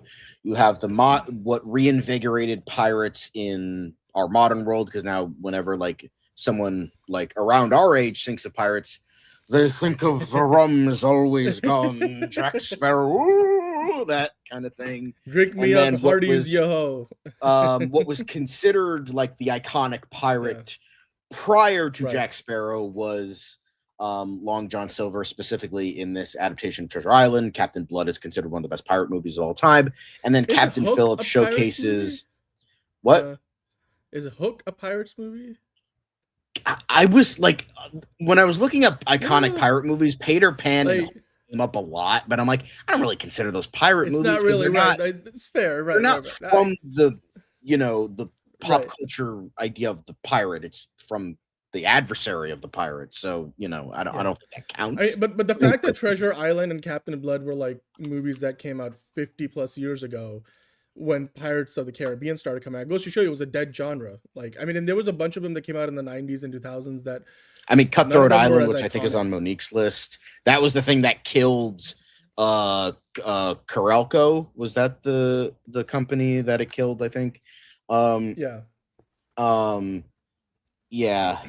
But with Captain Phillips, whether it was, I mean, that's how it is for every based on a true story movie. It's all fucking like half of that shit's made up. But what I was trying to do with Captain Phillips, 1, it's a fucking great movie, so I don't really fucking give a shit. And 2, it showed like in a modern context, like what piracy really is in a modern setting, which is very relevant even like today, like in the 100%. Like Somali piracy is fucking still like very popular. And I was reading because they had gone it down quite a bit in recent years, because basically like at along the coastline of Djibouti, which is like in that same area, basically like almost every big country in the world, from the US to China to like most European countries, even like they all have like got like a base, like a port base, a military base. So basically they're all there to prevent all these militaries of the world are, Russia and they're all there to prevent like these pirates from like disrupting one of the busiest and most important shipping lanes in the world. But even so, recently I was reading an article in the last year or so, Somali pirates, like that whole thing had like kind of really been like, driven almost to the point where it wasn't a problem anymore, driven down like the rate of piracy. And it's actually starting to rise again in the past year or so. For like, I mean, I guess it's just the world is more in turmoil than ever before, that it has been in decades. So yeah, very relevant today. Very, very relevant today. Yeah. So, because like pretty much all three films here kind of romanticize piracy, at least in like a many centuries ago kind of way. But this is like, nope, it's still alive. Here it is in a modern setting, whether it's actual truthful to real life events, kind of not the point. It's just what I'm trying to say is like the iconography of like modern piracy. What I was trying to go for. Yeah. I mean, those are good picks. Those are really good picks. I think all of them are very unique and different from each other, and they're all from different decades as well. So very representative, I think, of the genre as a whole. All right, so I'm going to talk about my picks. A little simpler, but I have a few things to say. All the halfway decent pirate movies, and okay, all the ones that are not the worst. Because I also have not seen I haven't seen the whole entirety of Dead Man Tell No Tales, because it just was like, what? Like, because you know what? Honestly, I thought that on Stranger Tides they were starting like a new trilogy, and then there were plans for like something like that, and then like that all fell apart, and then they were like, we're gonna like soft reboot this thing, and then Johnny Depp was obviously there, but Orlando Bloom's coming back, and like is their kid, like it's like what, like it works, but like it's just for me the least of the four. I've never even heard of that. What is that? What is that? I think I heard of it, but it's just, I mean, these are our personal favorites. I don't know if that's anything. Well, I was going again since I have not seen a lot. I was going for more iconography. So yeah. Well, John. Speaking of iconic, if you, I feel like, well, I mean that was part of it, Monique. Yeah, the whole Amber Heard situation, that was part of it. Just Johnny Depp is still working his way back, and thank you, Stacy. Of course, we love to hear that, and thank you for tuning in. Thanks, Movie Spud. You know what, Movie Spud? That's okay. I didn't do the whole iconic thing. I was just like, look, because I almost put Captain Phillips in over Stranger Tides. Actually, that's what I was gonna do, and then I was like, I looked up some numbers, and I'm a sucker for numbers. Look at this box office. These are all zoom into this a little bit. Yeah, these are all 5 movies in the franchise. And all of them combined make the Pirates franchise a $4.5 billion franchise, where it spanned like 2 decades roughly, from like the early 2000s, like 2003, all the way to like 2017, I think it was, when Dead Men Tell No Tales came out, which is kind of crazy to think about. That was 9 years ago. But like, I have to say, you mentioned it earlier, John, Disney didn't really have any franchises. They were making National Treasure movies when those Pirates movies, based on like a amusement park ride, became one of the biggest franchises in Hollywood in the early 2000s. Because this is in the same time that Warner Brothers was trying to reboot Batman. They had Lord of the Rings going. Harry Potter had just started. So Warner Brothers was like the studio, not Disney. Disney is the studio now, but like Warner Brothers was the studio. Disney, all they had was Pirates of the Caribbean. They had Pixar and Pirates of the Caribbean. They did not have Marvel. And even then, they didn't have Pirates. They didn't have Pixar until like mid 2000s. I think it was Finding Nemo was the first one. It was either the last one not owned by Disney or the first one owned by Disney. I forget which one. But like you look at that. I mean, the first Pirates came out. Curse of the Black. Well, is it? Yeah, Curse of the Black Pearl. Yeah, Curse of the Black. Dude, I remember watching that so many times growing up. I remember watching it on the plane. I remember watching it in a movie theater at home. The original Pirates of the Caribbean movie is so wonderfully made.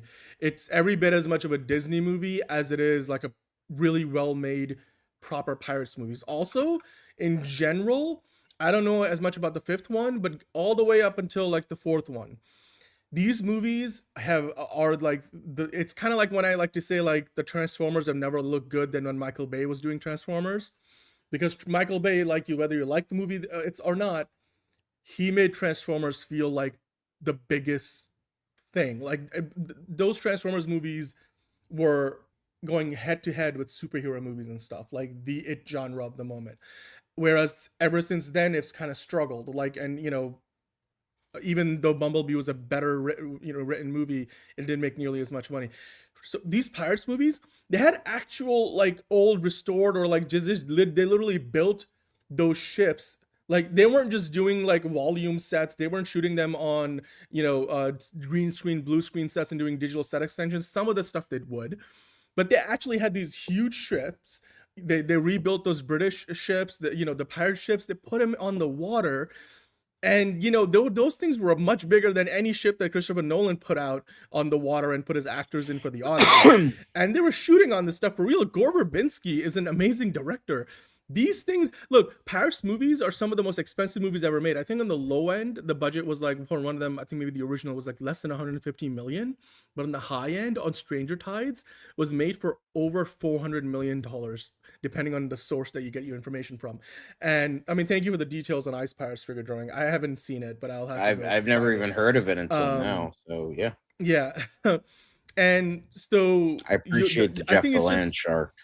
Like Disney put their all into it, and the scale of those movies was huge. I appreciate that. Also, look, people talk about it all the time, Davy Jones and the VFX, and I'm like, yeah, 400 million in 2017 for On Stranger Tides, which at the time I think was the most expensive movie ever made, and then that's been broken a few times since, including Disney making Dial of Destiny, which I think was like about as much, if not more. And then Fast X, which was made for like 400 some odd million.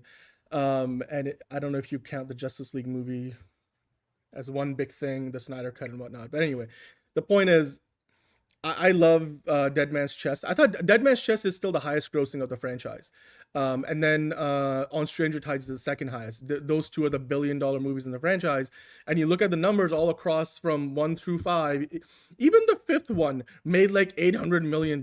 Like, it's like ridiculous how popular this was. And it's one of those things where it's like, you say, oh, Google it.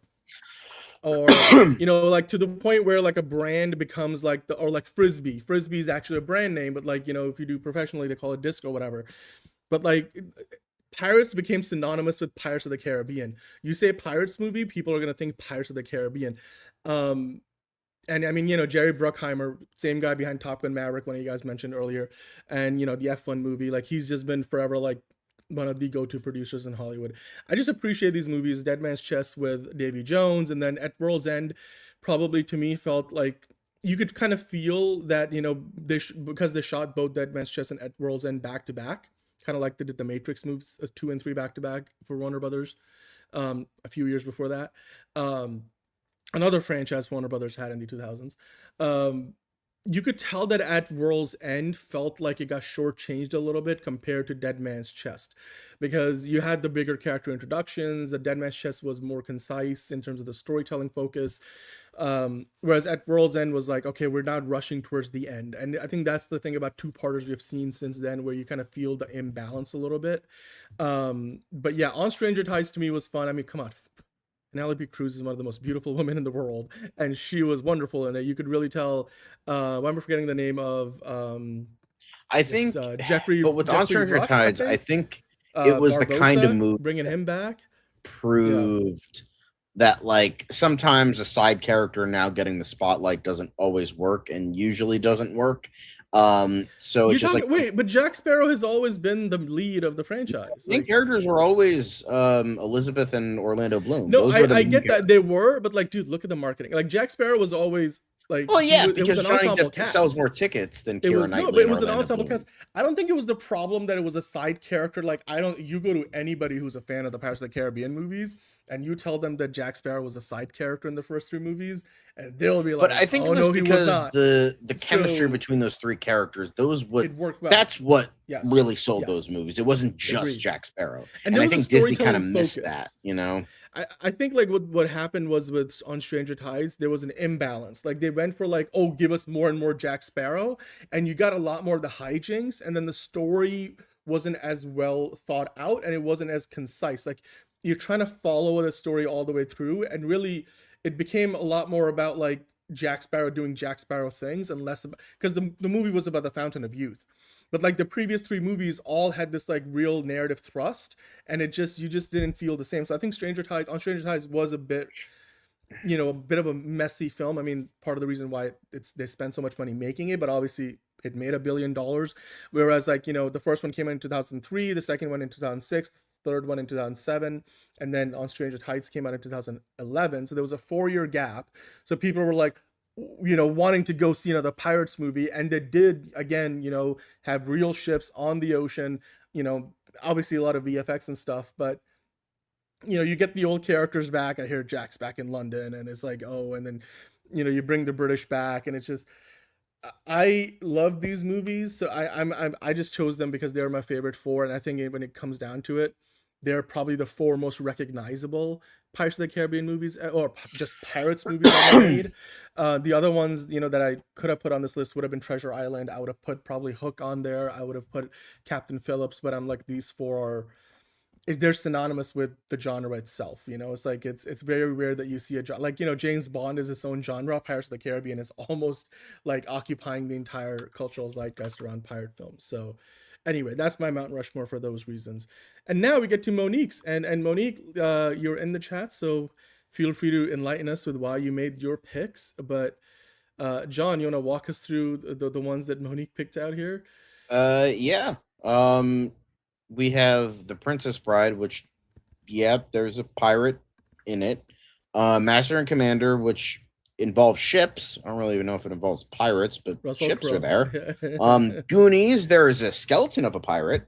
And then Cutthroat Island, actual pirate movie. So I guess you were kind of, digging up. So, which is fair. Like, pirate movies, I don't know how this fucking won. Because I literally looked on Saturday, and like, and Westerns were winning.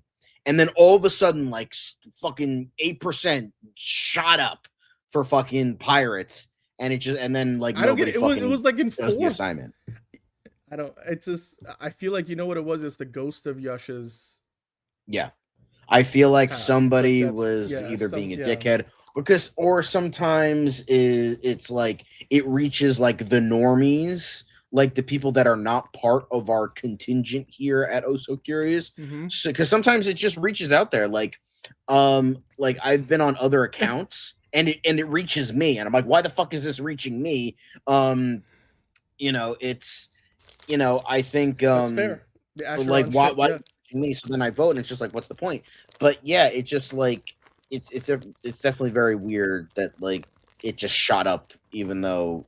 So I think like people out there were like, oh, what's the best of these four? Oh, pirate movies, and then like they don't know the context of it all. Okay, so I mean, I haven't seen Master of Commander in its entirety, so I kind of forgot that movie. And look, until I saw this in the list from Monique, I was like, you know what? That was an enjoyable movie, and I haven't seen it like in decades now, like 20 years.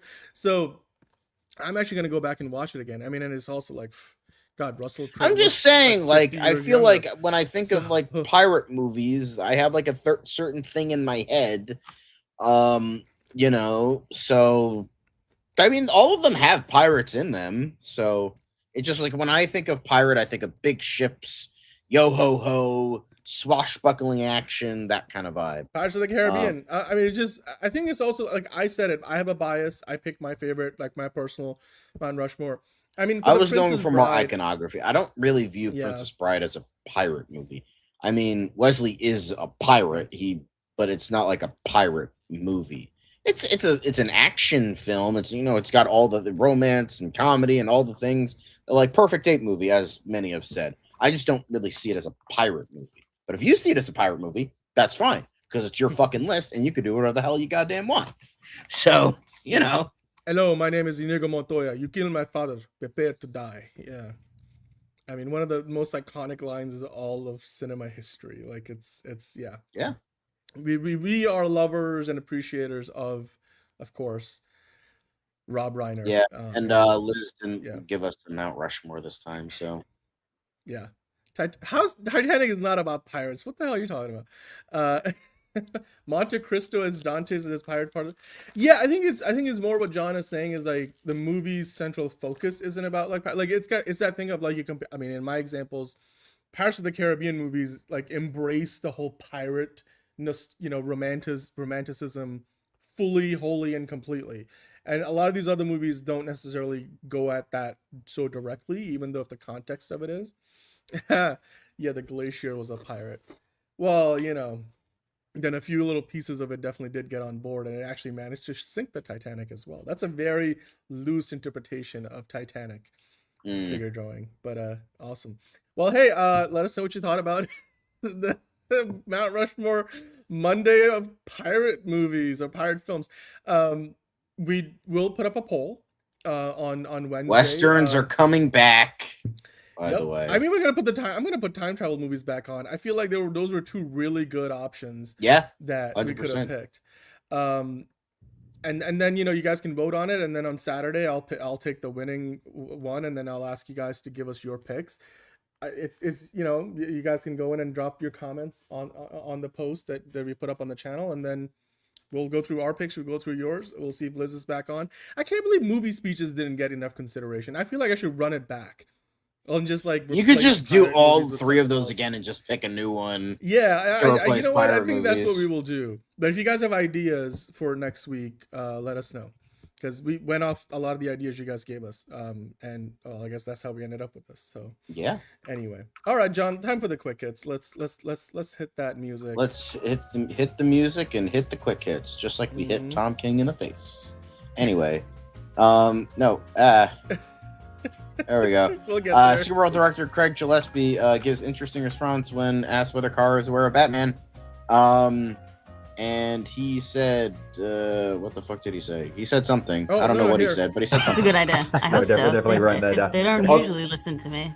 So. Well, they should start. Craig, I've got to ask you, does Kara know who Batman is by this point? You see, she's so in her own space. Yeah. Like, she's running away from everything. In my version of it, you may have heard about Batman. She just doesn't care. I don't think she cares. That's actually better. Yeah. I don't think she It's really like, it's cares. not her problem. It's not her world. No. It's not like, she didn't ask for it. And that's where we meet her. Yeah. And it's kind of what you love about her, that she's like so independent. Cool. No, because Thanks, Craig I don't know. Gillespie. That's a good question, Justin Geeky guy. Actually, I don't know if Superman and Batman have one. Speaking of Millie Alcock and Batman, apparently Millie Alcock says her favorite Batman is Christian Bale. Yeah, you and every other fucking normie. Okay. No, come on. Yawn. Come on. Come back when you say like Val Kilmer is your favorite Batman. Get out of here, normie. Anyway, Come on, you don't have to be contrarian. Speaking of Gore Verbinski, he says we need a rating system for AI use in films. If you use AI to write a script, you get an F. This is why Gore Verbinski's base, and this is probably why he's going to go back into fucking director jail, because he's saying all this shit against AI. So, and he doesn't have the clout of Spielberg to say, no, this shit sucks, and Dude, get he made away those with it. Pirates movies, though. Like, that made billions of dollars for Disney. Yeah, Speaking of. but he hasn't made a movie since... I think Cure for Wellness comes back with this awesomeness, and it didn't fucking make money, so now he's probably going to go back to director jail for whatever reason. Anyway, poor Gore Verbinski. Anywho, Netflix gets in the hockey romance game with an adaptation of Hannah Grace's Icebreaker. Cool, great, awesome. Hey, so the the straights can now be pleased if they're too like homophobic for heated rivalry. Now the straights have something. But like Amazon Prime just had Off Campus, and that's coming back. So like everybody's is that getting hockey in on too? I thought it was just a college thing. No, it's hockey. It's it is hockey. Okay, everybody wants their own hockey show. It's the heated rivalry effect, Yeah. All right, come on, guys. Okay, we got gays. We got 2 straight shows now. Give us lesbians. Come on. Everyone has to be inclusive. Then we could get the 2. Then we get the trans one. Then we get the non-binary hockey romance. Then we could get like the polyamorous hockey romance. Like it's a love triangle, but then they all fuck by the end of it. Guys, we gotta get on the hockey romance trend. Just everybody, so that everybody's represented. I mean, we could have it all in one show. Like I don't need to see like one per. It's like positive segregation. It's fine. Like everyone has their own hockey show. It's gonna be great, Dan. It's gonna be great. You know what? I'd watch roller rink all female team. Yeah, wasn't it when wasn't that with Elliot Page? Well, back when they were Ellen Page, but Whip It or something like that. where it was like think the so. roller rink team. It was I think I remember that movie. Yeah, it was a movie though, but it wasn't hockey, so it doesn't count. Anyway, I love the Cheetah Girls growing up. I don't think that Totally that's, Spies. That's a band. Anyway, the Four Seasons renewed for season 3 by Netflix with cast returning, likely joined by David Tennant. David Tennant's a hot commodity now, apparently, which I'm not complaining about because I love David Tennant. But I don't even know what this is. Never heard of it until now. So cool, great, I guess. He's hot and a commodity, I guess. Yeah. Four Seasons is like it's like the HBO equivalent. No, not the HBO. It's Netflix's way of doing their own White Lotus. They were like basically like, oh, we don't have White Lotus, we'll make 4 seasons. It's our version of like. Yes, I do remember talking. Yes, I do remember talking about this. Yes. Okay, yeah, right, cool. Season Don't 2 give a just fuck. came out. Anyway, So they already renewed it for season 3. So. Ludacris teased this new Fast and Furious movie during Kevin Hart hosted a World Cup event. Dude, this is literally nothing. All he said was like, oh, to my Fast and Furious fan, we're about to start shooting the next one, and that was it. And then he just performed the song that he got introduced to in the Too Fast Too Furious, like. And then he nearly spits out his drink when The Rock says to Kevin Hart that you have a big ass forehead.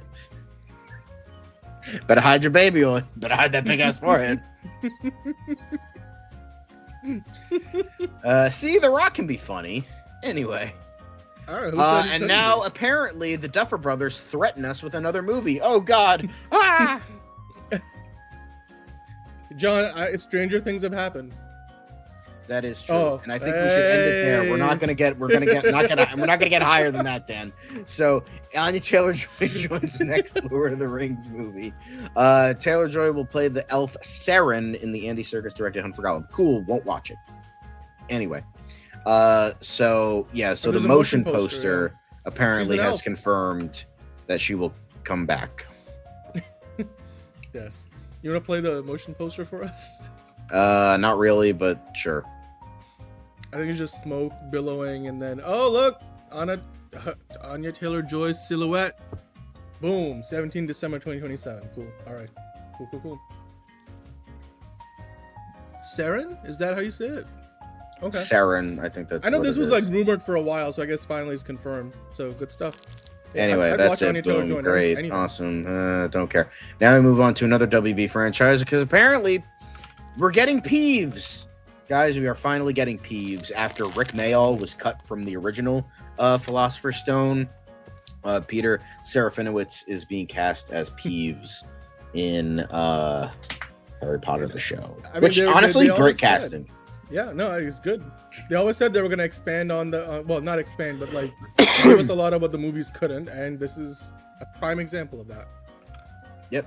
Anyway, next up, Doctor Who is apparently making a comeback because David Tennant, Nicola Coughlan, Jodie Whittaker, and Jim Broadbent, who were all in Doctor Who at one point, are all going to appear in Only Murders in the Building. David Tennant was the 10th and 14th Doctor. Nicola Coughlan was in Joy to the World. Jodie Whittaker was the 13th Doctor. And Jim Broadbent played the 11th Doctor in The Curse of Fatal Death, which was a Doctor Who parody for Red Nose Day back in the late 90s. So, dude, literally everybody and their mom is in Only Murders in the Building. I'm not in Only Murders in the Building. Yo, Martin Short, hook me up. And another fun fact, in my own personal Doctor Who speculative fiction series, I make Richard Ayoade a doctor. So, boom. Wow. If that counts, which it doesn't, there you go. John, it's all relative. You could make it count if you want to make it count. Anywho, speaking of making count, they're making Twisted Metal count because your boy is going to play Sweet Tooth's father in Twisted Metal Season 3. So Mark Hamill, if you're excited, if you want to watch this, then boom, there you go. Great. You know what? I can't believe this show is still going on, but you got the Falcon, you got Luke Skywalker, you got Rosa from Brooklyn Nine-Nine. Blue Falcon. Anyway. Blue Falcon, Rosa from Brooklyn Nine-Nine, and you got Samoa Joe, the wrestler, all in one show together. I can't wait to see Will Arnett. how this turns out. I don't know if you said and Will Arnett. Batman. Yeah, there you go. Lego Batman, all in one show. The best Batman. Sure. Anyway. Next up, UK to ban social media for under 16s, AI romantic companion chatbots for under 18s. Yep, can't wait for this to fail on the first day because kids are way smarter than the dumbasses in Parliament and Congress who want to make this shit happen. I mean, this is by far they're by far not the first country. I mean, Australia did it. Australia did it.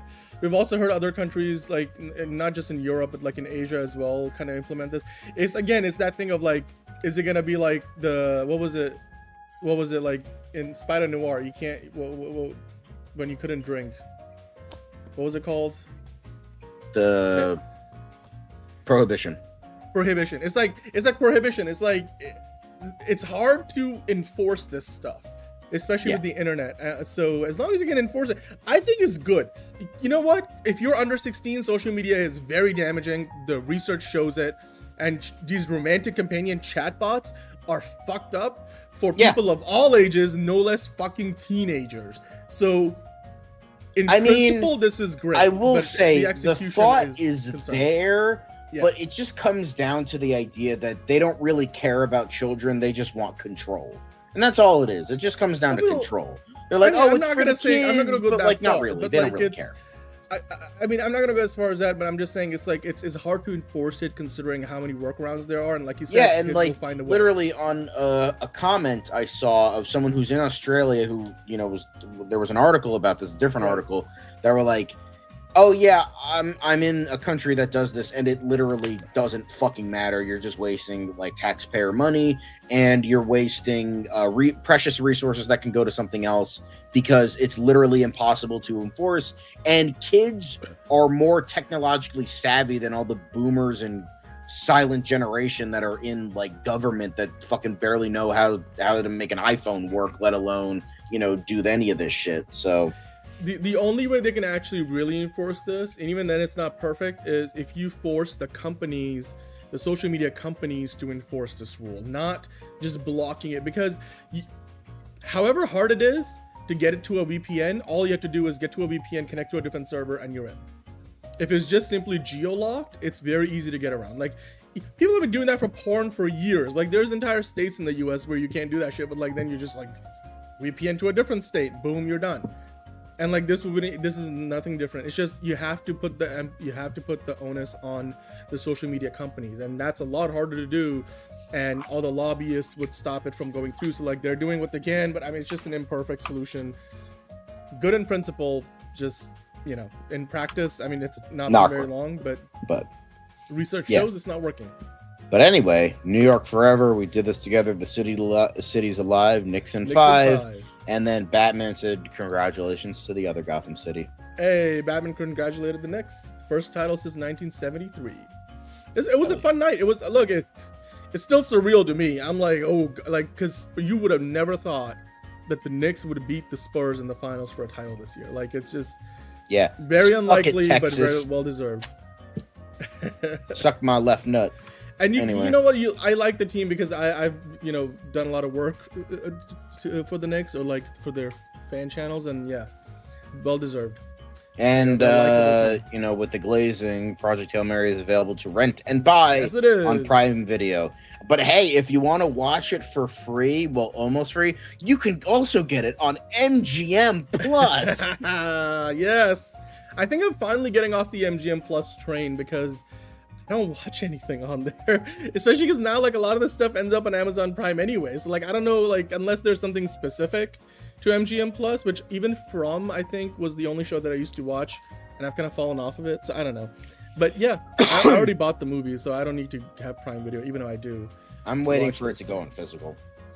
Well, I'm gonna get that too, like what I did with Top Gun. I got it in like every moment. I gave him my money for every time they asked me for it, which is you're a goddamn Top Gun whore, Dan. Anyway, but speaking of, here's a video someone took. Chris Miller took of shooting the Astrophage. So you see what they're doing? So the lights there, you can't see them with our vision because the lights are in the infrared spectrum. So they had infrared filters on the cameras that they're filming with, so that's how they got some of that footage, and then they composited together. Chicago, that's why Nolan filmed there. Yeah, well, he also filmed in Pittsburgh and New York, and so it was a mix. But anyway, So I mean, it goes to show you again, they did some really creative work to get these shots, and it was done, a lot of it in camera, and then enhanced by VFX. So hell yeah, bro. yeah, it'll be interesting. I don't know what Maverick 2 is going to be about. Drone. Yeah, technically, it would be Top Gun 3, but you know. Yeah, that's true. And that's the quick hits, right? That's all we got for quick hits. Cool. You guys let us know what you guys thought about the quick hits and the news portion of the show. And of course, with that, John, it's time to get into the extensive set of DC news we got today. So very extensive. Let's get blessed. Let's get blessed. It's another project that's been blessed from the beginning. There's the shot right there. That. Okay, we don't need to see. Right there. Hey, buddy. Eyes up here. Now you want to get nuts? Let's get nuts. Here we go. Victory mine. Ask me how am I doing? I'm telling you, really, I'm doing sublime. I never wait in a stewardess line. I just go do it. I'm moving my time. Really had nothing to do with it. How am I moving? I'm moving like you want to shine. Follow my lead. Don't listen to lies. I had to put me all in the line. That's why I know that victory's mine. I prefer Jared Leto. Hunka hunka.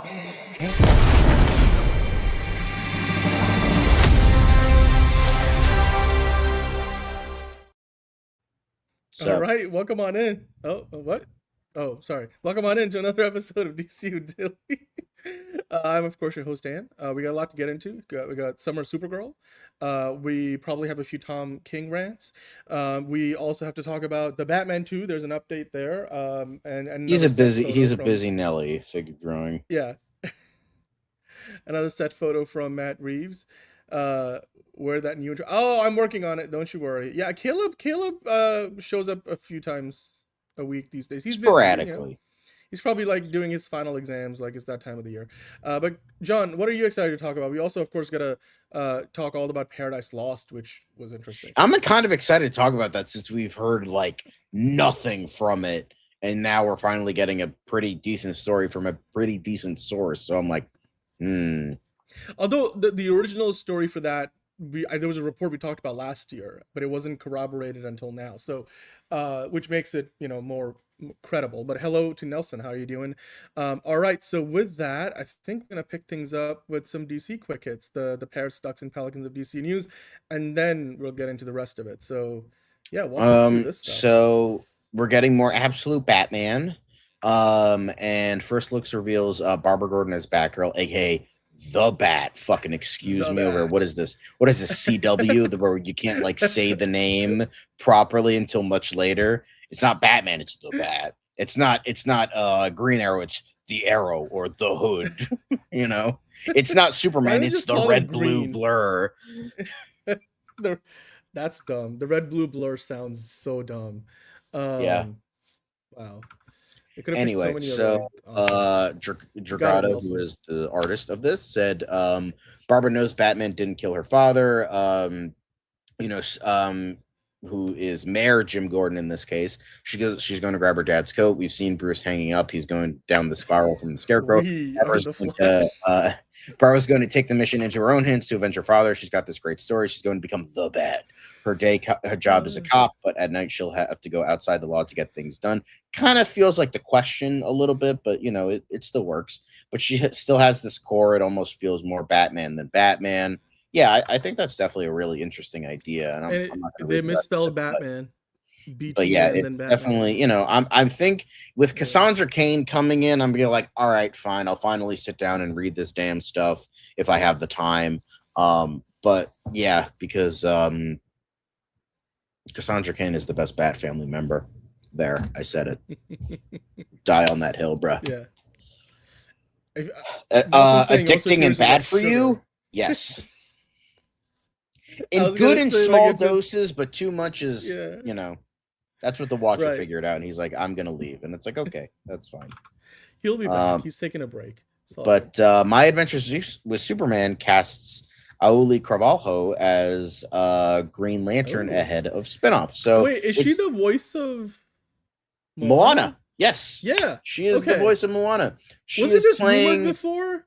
Oh, we talked about this. Yeah, so it's pretty much been well known. We've talked about it before that My Adventures with Superman is going to essentially for an episode, not be a backdoor pilot, but essentially heavily showcase Jessica Cruz's character ahead of her own show, My Adventures with Green Lantern.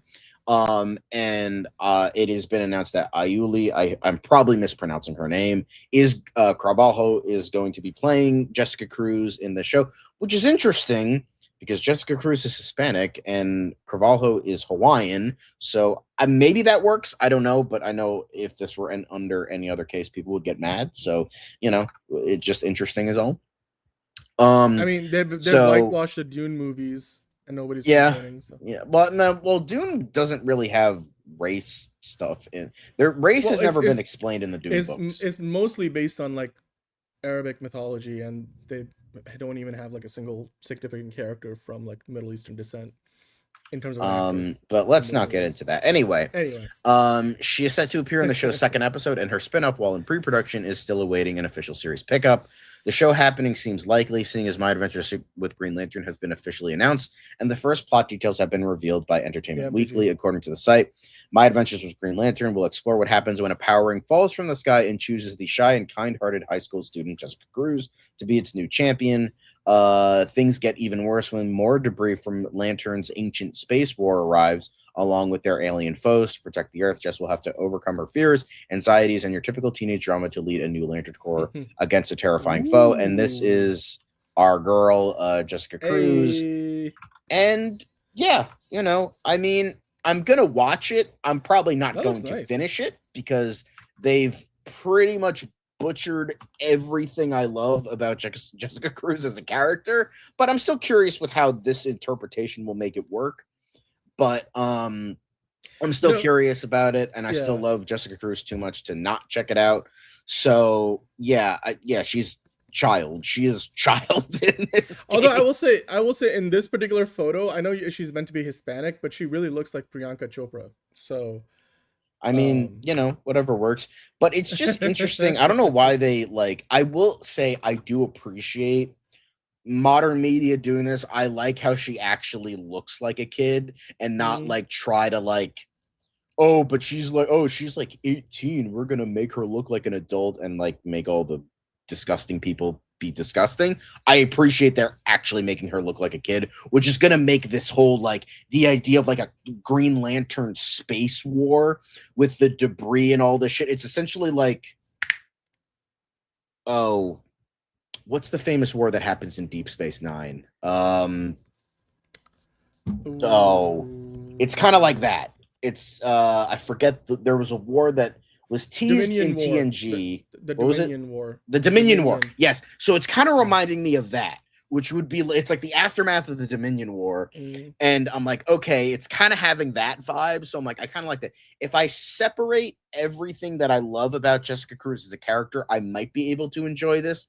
But it's just why not just adapt the character? Because Jessica Cruz is just so interesting as a character that it's just why not do that? So I want to see a live action Jessica Cruz. I hope this kind of raises the profile of the character to get her to that point.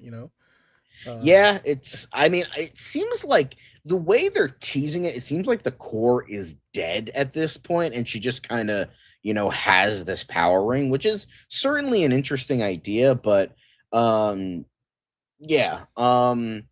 school life, hero life. It's like Peter Parker almost, the way her story's gonna play. I mean, they can make it work without a doubt, but I don't know. I just love Jessica Cruz as a character so much. I want to see that properly adapted. She was kind of adapted in Justice League versus the Fatal Five, voiced by Diane Guerrero, who could definitely play the role in live action. Ooh, that would be awesome. And Fancast Friday, DCU Jessica Cruz. Make it happen. Voice of Gorilla although Grodd. If it's made by Tom King, then maybe that's not a good idea. But I just love Jessica Cruz is my favorite Green Lantern. I love her so much. I want her done well, and maybe the show will be good. But I don't know. I'm kind of I purposefully don't watch My Adventures of Superman because I don't like what they did with that iteration of the character. So but I'm what I like to do. I don't know if you do this, Dan, but what I like to do, depending on how many episodes there are, if a show I'm kind of iffy about intrigued with, but not like totally cautiously optimistic is the right word. I usually give it 3 to 5 episodes. If it's like an 8 episode show, I give it like 3. But if it's like maybe like 13, I give it like 5 episodes. If it doesn't win me over in that batch of episodes, then I just stop watching because I'm like, I gave it a chance. Because usually the first episode's not very good. It's the pilot. They're kind of testing things out. They got to set things up. So it's like, okay. Then second episode, you're kind of feeling out like where it's headed.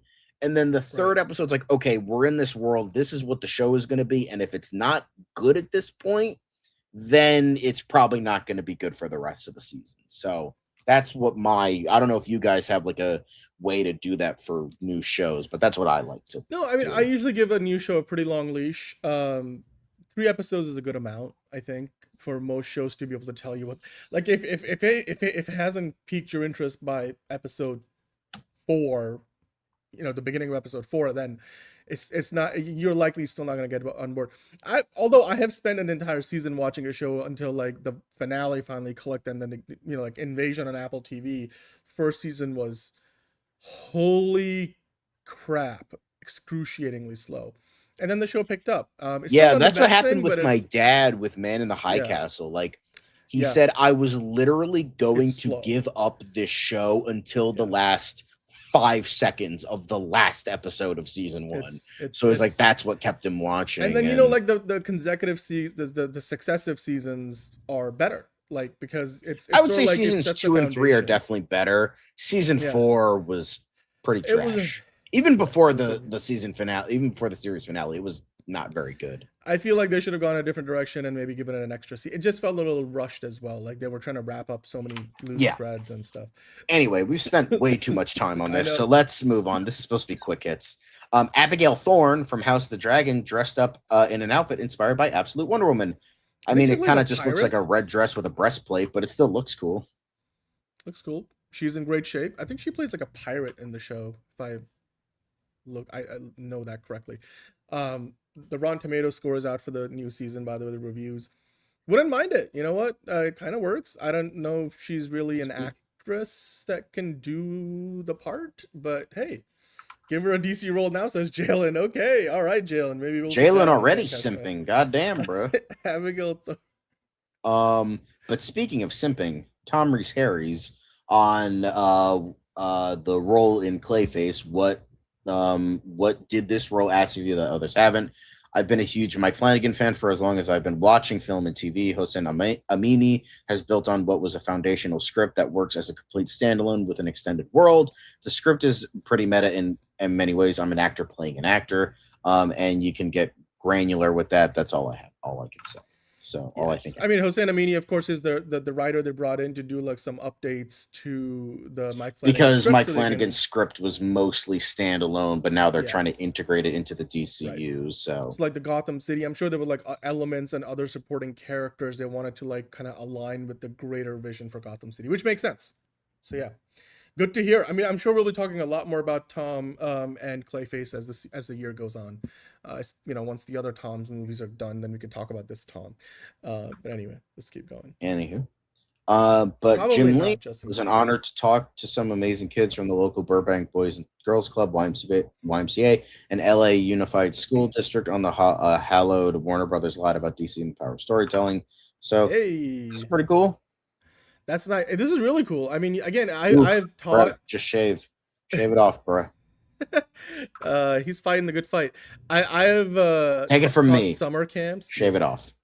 I've taught summer camps with video production and like filmmaking to kids, and it's like when you see it click for them, and then they come and ask you like, when are we working on this? And when you see that excitement in a kid, and that you played a part in like generating that, it's like it's like Inception. You're like it's you feel really, it's a really fulfilling experience if you've ever had a chance to like, that's why I think teachers do what they do while being ridiculously underpaid, because you just can't get that like sense of satisfaction and that you're making a difference in the kid's life, or in whichever way you're inspiring them to do whatever, like in this case filmmaking or storytelling. It's great. Yeah, good for Jim Lee and that Peter Safran right there too.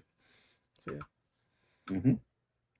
But apparently Neva Howell said that the ending of Superman always makes her cry. The ending will always be my favorite part. The first time I read it in the script, I cried. I thought it was going to move people. It's beautiful. When I was at the premiere, I cried. Almost every time I see it, I cry because it's full of love and everything that makes a family what it is. Yeah, it's do the clip. Honestly, it's like even if you didn't like the movie, that moment is hard to not like tear up at. And I've grown more and more fond of this scene because it's What's it's like real? It's family.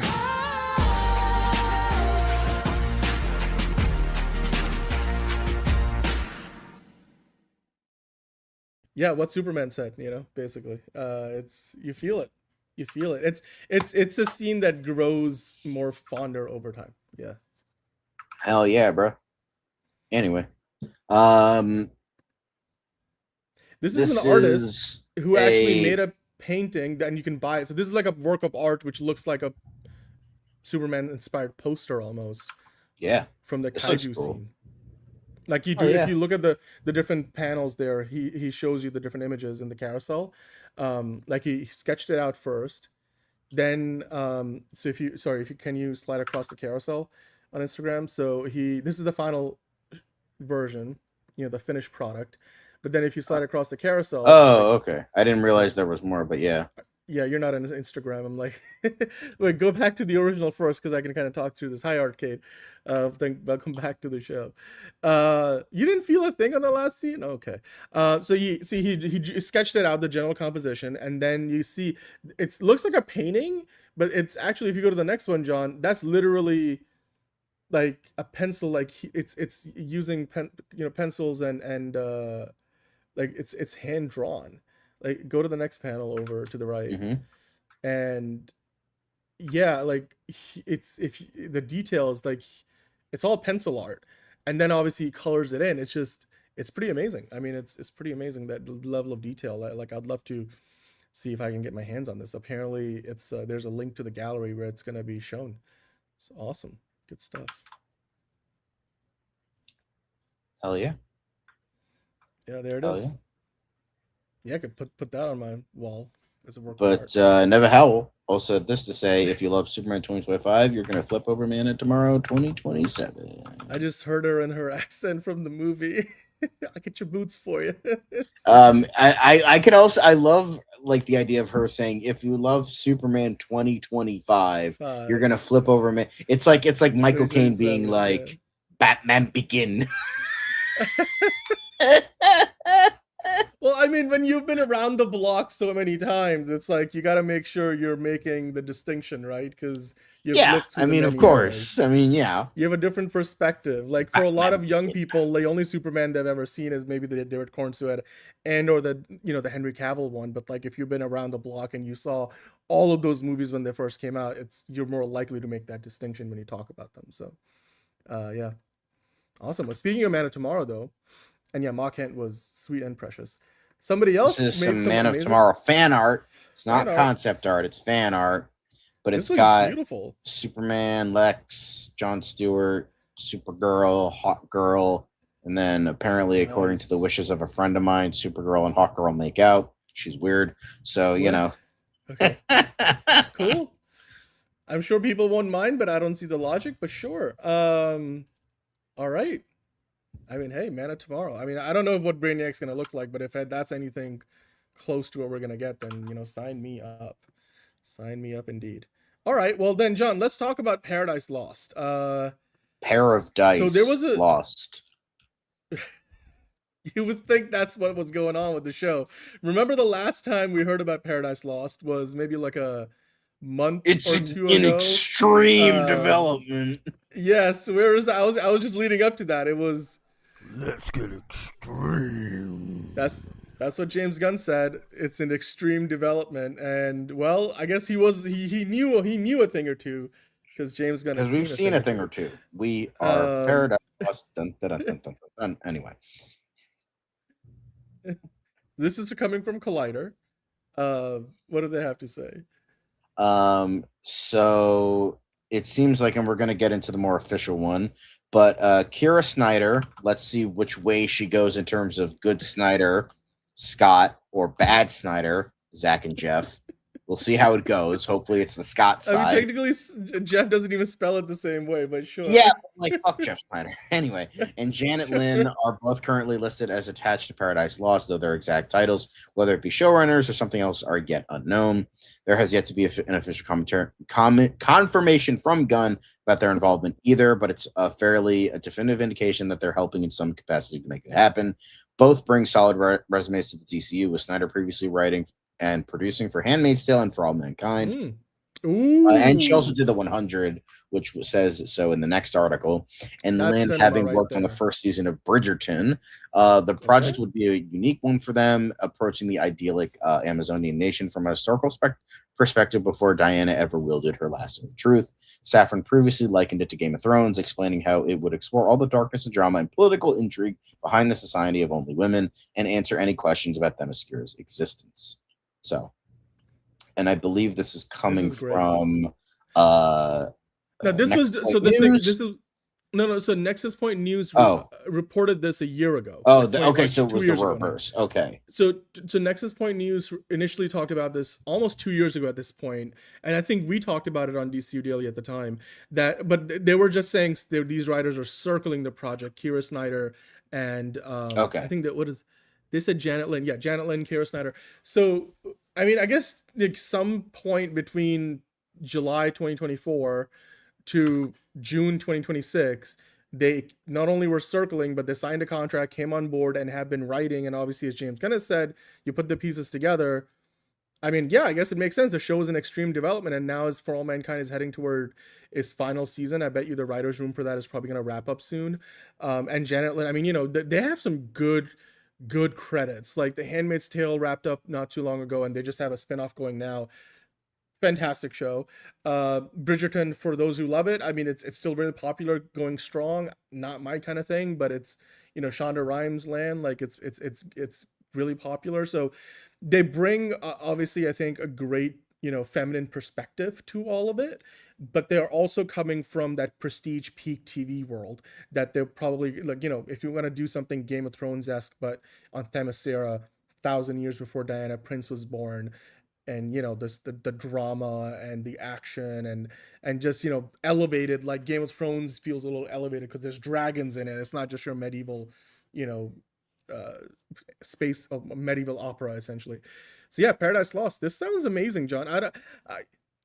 If I were to ask you now, like, so we're now putting the pieces together from 2024 to 2026, if they were initially reported on as being potentially attached 2 years ago, and they've been working on it since, then all of a sudden, I now that you got two sources talking about it that far apart, and then in between, James Gunn has, you know, touched upon it a couple of times, including that development update, makes me a lot more like hopeful that we are closer to having this actually be a thing than not. There's always the chance they can still, you know, cancel it because something doesn't add up. You know, things have been further along in pre-production, like Stargate recently. They even wrote all the episodes before Amazon canceled it. Although there was a change in leadership, so I don't, you know, the closest equivalent would be if James Gunn and Peter Safran left DC in the next year when their contracts come up, rather than renewing, then maybe that would happen. But let's presume that James Gunn and Peter Safran stick around. When do you think Paradise Lost, given where, I mean, you know, I can't imagine they were just sitting, you know, with their arms crossed the whole time, not doing any work. How soon do you think this can actually happen? Like, do you think we can get Paradise Lost, I don't know, 2028, 2029? Because remember, House of the Dragon is currently in its second to last season, I believe. There's only like one more season after. So the House of the Dragon is going to be done, like by around 2028. So if this is going to be like the next, I mean, obviously that franchise will continue in some other form and spin-off. Yeah, Night of the Seven Kingdoms and all that. Yeah, but like, and that's a mid-season show, but like, I feel like if HBO was trying to get that next big hit, maybe not from the Game of Thrones world, but I personally think 2028 would be great. What do you think? Do you think this show is closer to being a reality now that we know about the writers and they've been working on it for so long? Yeah, possibly. I don't think it'll, maybe 2029. I think that's a good ballpark. Yeah, I mean, because if they're going to make it like Game of Thrones, then it's probably going to take them like a year to shoot it, and then maybe another half a year or so to like edit it. There's probably going to be 8 episodes, but they're going to be like, you know, maybe like 20+ million per episode. it bodes well though. Handmaid's Tale, For All Mankind, even Bridgerton. I mean, those are some really good shows to have on your resume if you're working on something like this. So, yeah, I'm excited. You know what else I'm excited about, John? Just gonna set the groundwork here. So obviously we've talked about it many times over the past year. Even I think it was like literally a week after Superman came out, there were rumors that they were working on like several different ideas for TV shows and spin-offs from Superman, including one of the ones that was being actually there were two different ideas that we specifically talked about back then, pretty much a year ago, that they were considering a Jimmy Olsen like Daily Planet sort of a show that was going to be focused on him as a reporter and a photographer. And then there was also going to be something with Gorilla Grodd, or then eventually it became like an amalgamation of like maybe that was all going to be one thing. It was going to feature these other DC characters, villains, anti-heroes and stuff, and as well as Jimmy Olsen and maybe the other members of the Daily Planet. And then James Gunn has addressed it, and indirectly several times, and now it looks like James Gunn recently said something about it, talking about like, this was something that they greenlit without, again, addressing it directly. We talked about like not too long ago that there was a listing in the WGA that's saying it was going to be like American Villain was the running title for the show. We still don't know what the final title is, although the American Villain, I think, is that what that was? Yeah, American Villain or something like that. Yeah, that was disputed by James Gunn though.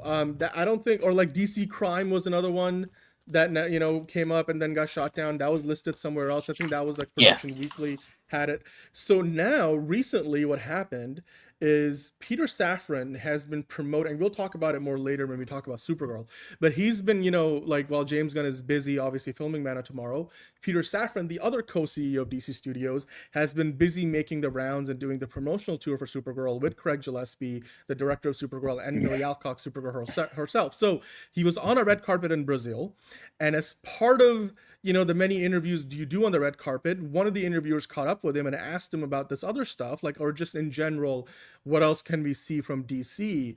And that's when he brought up, what's going on, and kind of almost unwittingly gave away, this upcoming TV series that's going to feature Gorilla Grodd. And then he realized that he probably shouldn't have said that, but I guess, since he's pretty much his own boss outside of David Zaslav, he was like, you know what, I guess I'll run with it. The quote's right there, but better yet, John, we have the video. So let's listen to what he actually said on the red carpet, and then we can talk about it, because also then James Gunn went online and addressed it as well later on, just earlier today, or if you're watching this tomorrow, then yesterday.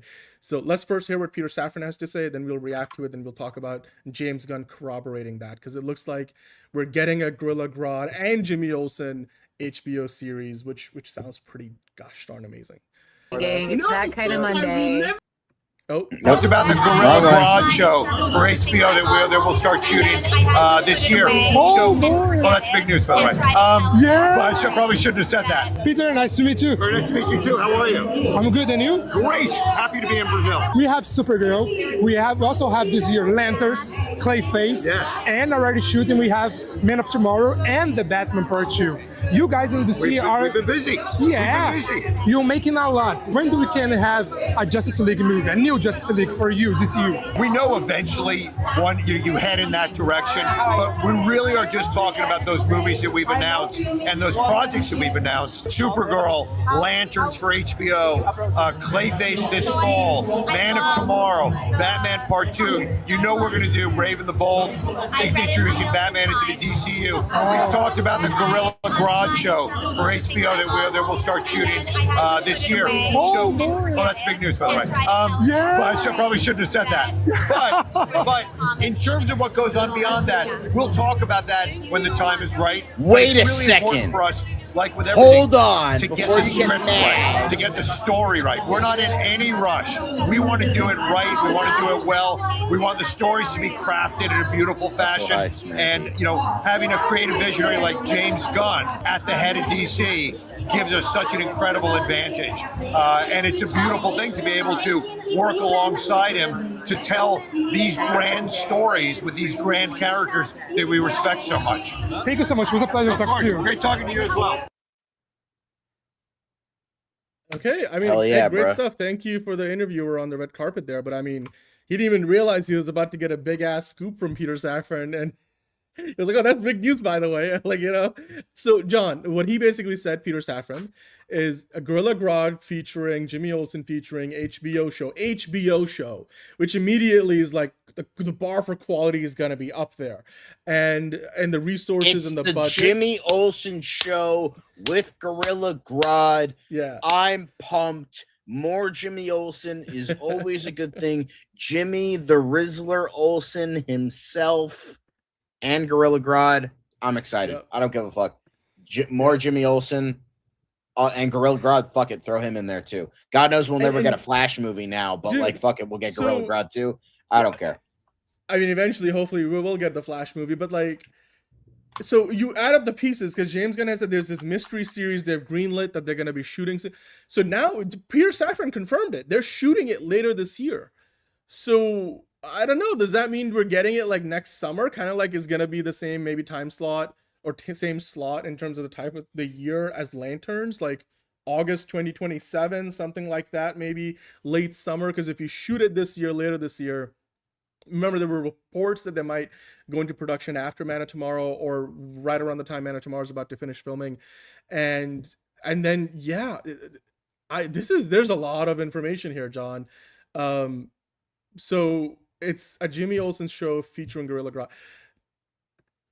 Yeah, the question of who asked for a Gorilla Grodd show, I mean, immediately, like you said, John, it's not a Gorilla Grodd show per se, but they're not quite giving away like where the focus is going to be, but it does make a lot more sense that if it's a more Jimmy Olsen Daily Planet focus show that does include Gorilla Grodd, rather than the other way around, because like that would be those would be two very different shows, if you know, depending on which character. It's the whole thing. The same people that are like, oh, I'm so sick of seeing Batman and Superman constantly are the same people like, who the fuck asked for Gorilla Grodd? It's like, well, what fucking argument is it? Are you sick of seeing Superman and Batman, or do you not want to see smaller characters? Like, bruh, pick one, because you can't have both. Like, come on, bruh. You know what I'm going to say? The other thing I was going to mention, John, this is something that I don't think a lot of people are connecting the dots on. I'm going to send you a link right now, if you can open it up for me as I talk about it. And I can agree with what Jalen is saying here, by the way. Because this what I'm about to talk about kind of is something that goes all the way back to the days of the DCEU. And remember, I'm just going to make the argument here that there's a lot of projects, especially this early on in the DCU, that James Gunn has mentioned and pretty much admitted himself were in development before the DCU EU was on the death knell, and there's a lot of those projects that got ported over, rehashed and reformed or just adapted for the new DCU because the old DCEU was no longer going to be a thing. So that includes, of course, remember James Gunn was writing the Superman movie before the the DCU started and the DC Studios existed, and he got the job. He was also working on Creature Commandos, which would have existed, it seemed like, even without the DCU being a thing. And if the DCEU had continued, he would have also probably done more Peacemaker in that continuity. Similarly, the Lantern show, remember, there was an iteration that involved the lesser known Lanterns. They even had a cast. They had written the episodes. Then eventually the show got completely rebooted into the Lanterns we're getting now, featuring, Aaron Pierre as Jon Stewart and Kyle Chandler as Hal Jordan. And then, of course, we'll hopefully get other, Lanterns from that lore as well. But there was another show that was in development around that time, John, which actually Kevin Smith had relayed on his podcast. Now it's 2022, 4 years ago. DC's Strange Adventures was a show that was going to be made for HBO Max, and it even predated, the Discovery merger, and it was scrapped. Now, 4 years ago, basically around the time that Discovery had entered the picture, and well, I'm just going to make the argument that what this show is might not be something that was developed from the ground up as purely a spin-off of Superman, especially considering the expediency with which they've gotten it to the point where they're shooting it this year. This might be that they took whatever Strange Adventures was going to be, rehash it, redevelop it, and rather than starting completely from scratch. This is my speculation, because based on like having followed this story for a while, but then you're like, oh, now we got Jimmy Olsen, and this character is really popular, and how do we fit some of those ideas into this new thing? I don't think Greg Berlanti's involved, but the idea and the IP lives with DC Studios regardless of what producers attach. So I would will love to see say what this this. becomes. If I had a nickel for every show that Greg Berlanti developed for DC that then got canceled, but then got rebooted into the DCU, I'd have 2 nickels, which isn't a lot, but it's weird that it happened twice. Wait, what's the other one? Lanterns. Remember, he's supposed to do a Green Lantern show. That was a Berlanti thing? Because these 2 shows were supposed to happen under the CW verse, whether it was the same Earth or not. Yeah. It was because Strange Adventures was one of the many comic lines back in DC way back when, and then it also became associated with Adam Strange, who was in Krypton, by the way, and he's his own character. He was a guy who got abducted by different, kind of like a reverse Superman situation.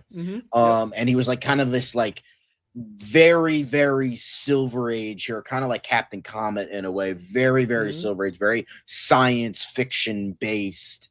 And so Strange Adventures kind of got associated with him. Another character that Tom King character assassinated.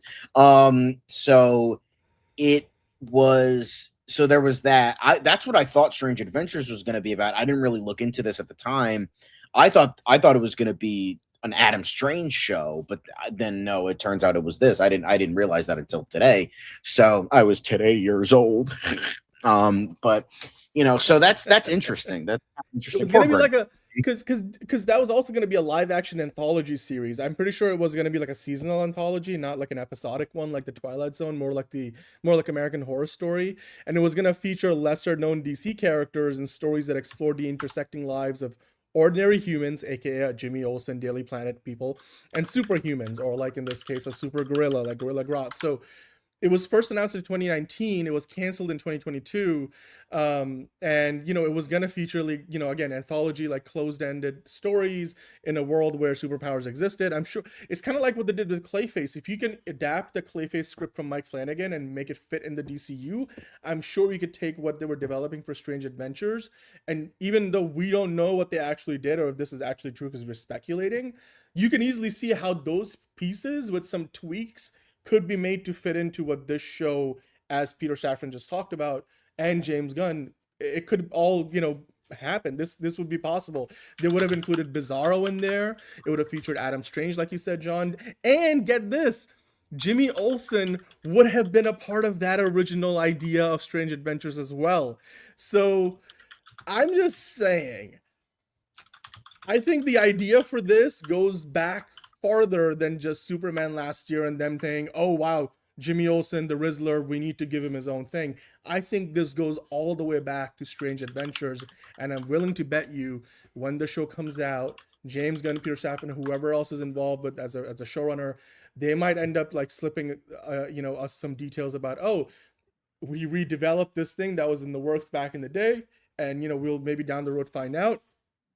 I'm speculating here, but I'm just saying it's too much of a coincidence that there's a lot of ideas that feel very similar between apparently they wanted Nick Cage to play Bizarro because, you know, Kevin Smith worked on the Superman Lives movie that never happened. So yeah, I mean, it's also like in the comics, in the comic book series that it was going to be based on, that comic book series launched Deadman, Captain Comet, Adam Strange, so it would have been perfect. And yeah, I mean, they canceled it because basically, you know, they were reorganizing everything. DC Studios happened, but I've noticed that James Gunn and Peter Safran have gone back to a lot of those ideas. Like the Mike Flanagan script predated the DCU as well, so there's so many examples of these things that were already works in progress. And James Gunn, like for the first year or two of DC Studios' existence, were saying he's sort of soft rebooting everything because he was kind of hesitant to get rid of everything the DCEU had, especially because it had a lot of his work with DC there. I'm just saying, John, this feels like it's the same show they redeveloped, and then obviously now you got different actors and different iterations of the characters than what you would have had there, and that to me is exciting. That to me, I don't know what you guys think, but that to me is too much of a coincidence. Like, and you know what, Gorilla Grodd and Jimmy Olsen, or you know, Jimmy Olsen and featuring Gorilla Grodd, I'm all in. I can't wait for this. All right, and you know what? They're shooting this year, and it's gonna be on HBO. So those are all. But you know, Dan, you know what's not shooting this year? The Snyderverse, because it's fucking dead. But that doesn't stop Zack Snyder from posting stuff on Instagram. So, well, you know. on Sunday, June 14th, was the 13-year anniversary of the release of Man of Steel. And you know what? I'll be honest with you, those Man of Steel trailers still fucking hit, man. Those are some of the best trailers. That one is like the very first teaser trailer, I think. I think like again the iconography is there. It takes me back because I have a nostalgia for this, and I appreciate that for Zack Snyder, one of his most financially, high performing movies of his career. I think he still probably looks back at it fondly because this was the one DC movie he got to do, maybe outside of Watchmen, where they didn't really mess with his vision as much as obviously they did with like everything else, where whether they took it away from him or like had him make a bunch of edits and cut out half an hour, but like 13 years. That was a long time. I'm not saying we're going back to that. I'm just saying it's for a movie that I love and I'm sure a lot of other people love, but even if you don't love, 13 years ago, it's a DC movie. We don't need to be tribal. 13 years ago, we had a very different Superman on screen. So yeah, there we go. And then Zack Snyder, I think it shared one more thing. Actually, he in addition to sharing the trailer, the teaser trailer, he posted. This was someone just talking about somebody. I mean, so he wasn't the only account doing this. There were some other like social media accounts kind of sharing. Because dude, again, the dialogue is great. The flight scene is still one of the best, Superman scenes, whether you like the rest of the movie or not. I still love it. Like the flight scene, the theme music. Like, oh god, this was peak Henry Cavill Superman.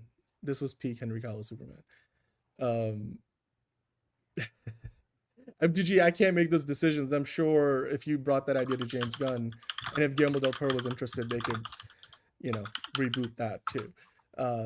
But hey, I'm just saying it's a good theory. It's just there's too much overlap here. I'm willing to bet that it's the same show, Strange Adventures. I will say this does look kind of cool. I like the colors. That is nice. There is more color in this one image than the entirety of Zack Snyder's universe. Again, he's probably sitting on a pile of concept art that never made it into any kind of usage, and he's gonna keep sharing it, and I'm all for it personally. He does not post Rebel Moon photos because nobody gives a shit about that. He probably doesn't even think, dude, he did that for the paycheck. Like, Netflix, you're greenlit. He was like, sure. And he took Netflix for a ride, and I'm glad that Netflix paid the price. I think that Netflix is the same company that's currently suing a dude who swindled them for $17 million, something like that, and never even made the movie.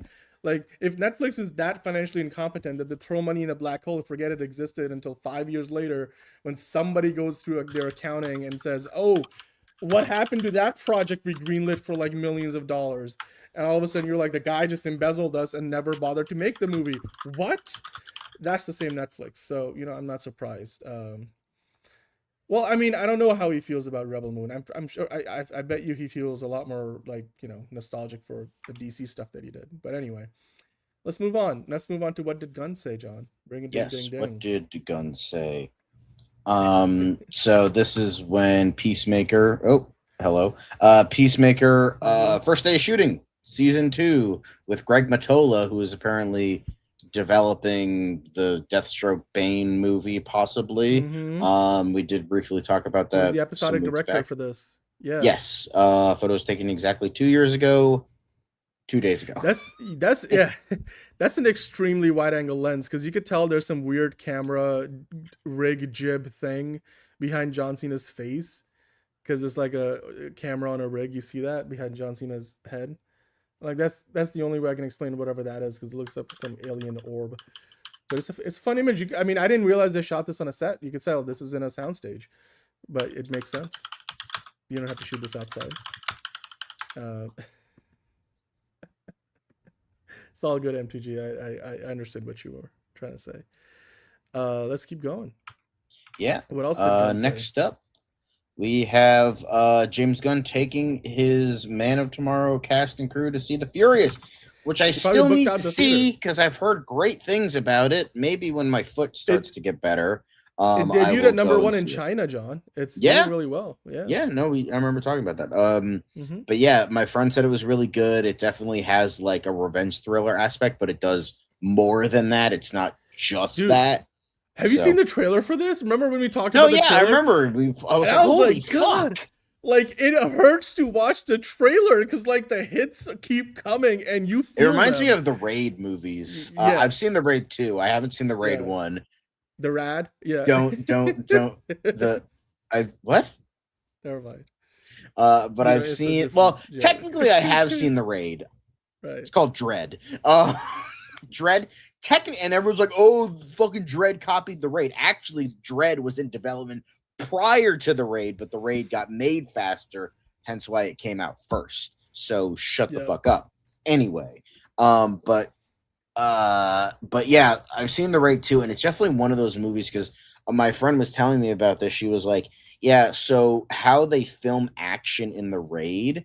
Well, at least the Raid 2, I would assume in the first one as well, but in the Raid 2 is they literally like they're so good at fighting like the guys in this movie that they essentially punch people like this where they stop like centimeters away from their face because they're that like well trained that they can mimic the punching that well. So I would imagine it's like something like that. At least if I had choreography, if they were to get the same guys for the Batman and the DCU would be great. I mean, get the guys who did the Batman warehouse scene in BVS. I would take that. But yeah, I've seen that. I've seen exactly what you're talking about, John. Probably the same piece of video, but yeah, it's like the best live action anime. To me, The Furious is the perfect like double dip, like a back to back. Go to the movie theater, watch the movie that you're going to see, and then before or after that, go see The Furious because it's so fun. It's like a good palate cleanser, especially like if, for example, if you're gonna go see, I don't know, like a horror movie, and now you just want something that you could turn your brain off, or I guess it depends on how you like. If you watch like a brainy movie that's like, or like something that's very heavy, like if you want to see Oppenheimer, The Furious is a great palate cleanser. It's also not a terribly long movie, so like if you watch a long, if you can try to fit in 2 movies in one go, it fits perfectly, especially because some people might be like, I don't want to go see it just to go see The Furious, but it's the kind of movie you can definitely go see before or after another movie you wanted to go see. Or like, if your family wants to go see Toy Story 5, you go see like, all right, let's go see Toy Story 5. Just time it out so that you can also have it be going at the same time as The Furious in another theater, and you just sneak out in the dark and then go watch The Furious instead. That's another way of going about it. So yeah. It's just, and you know what? They don't even hide it. It's like a video game come to life, like the way the movie plays out from what I've heard. So yeah, great stuff. Yeah. Then finally, James Gunn saying that Anne Naguera is the best.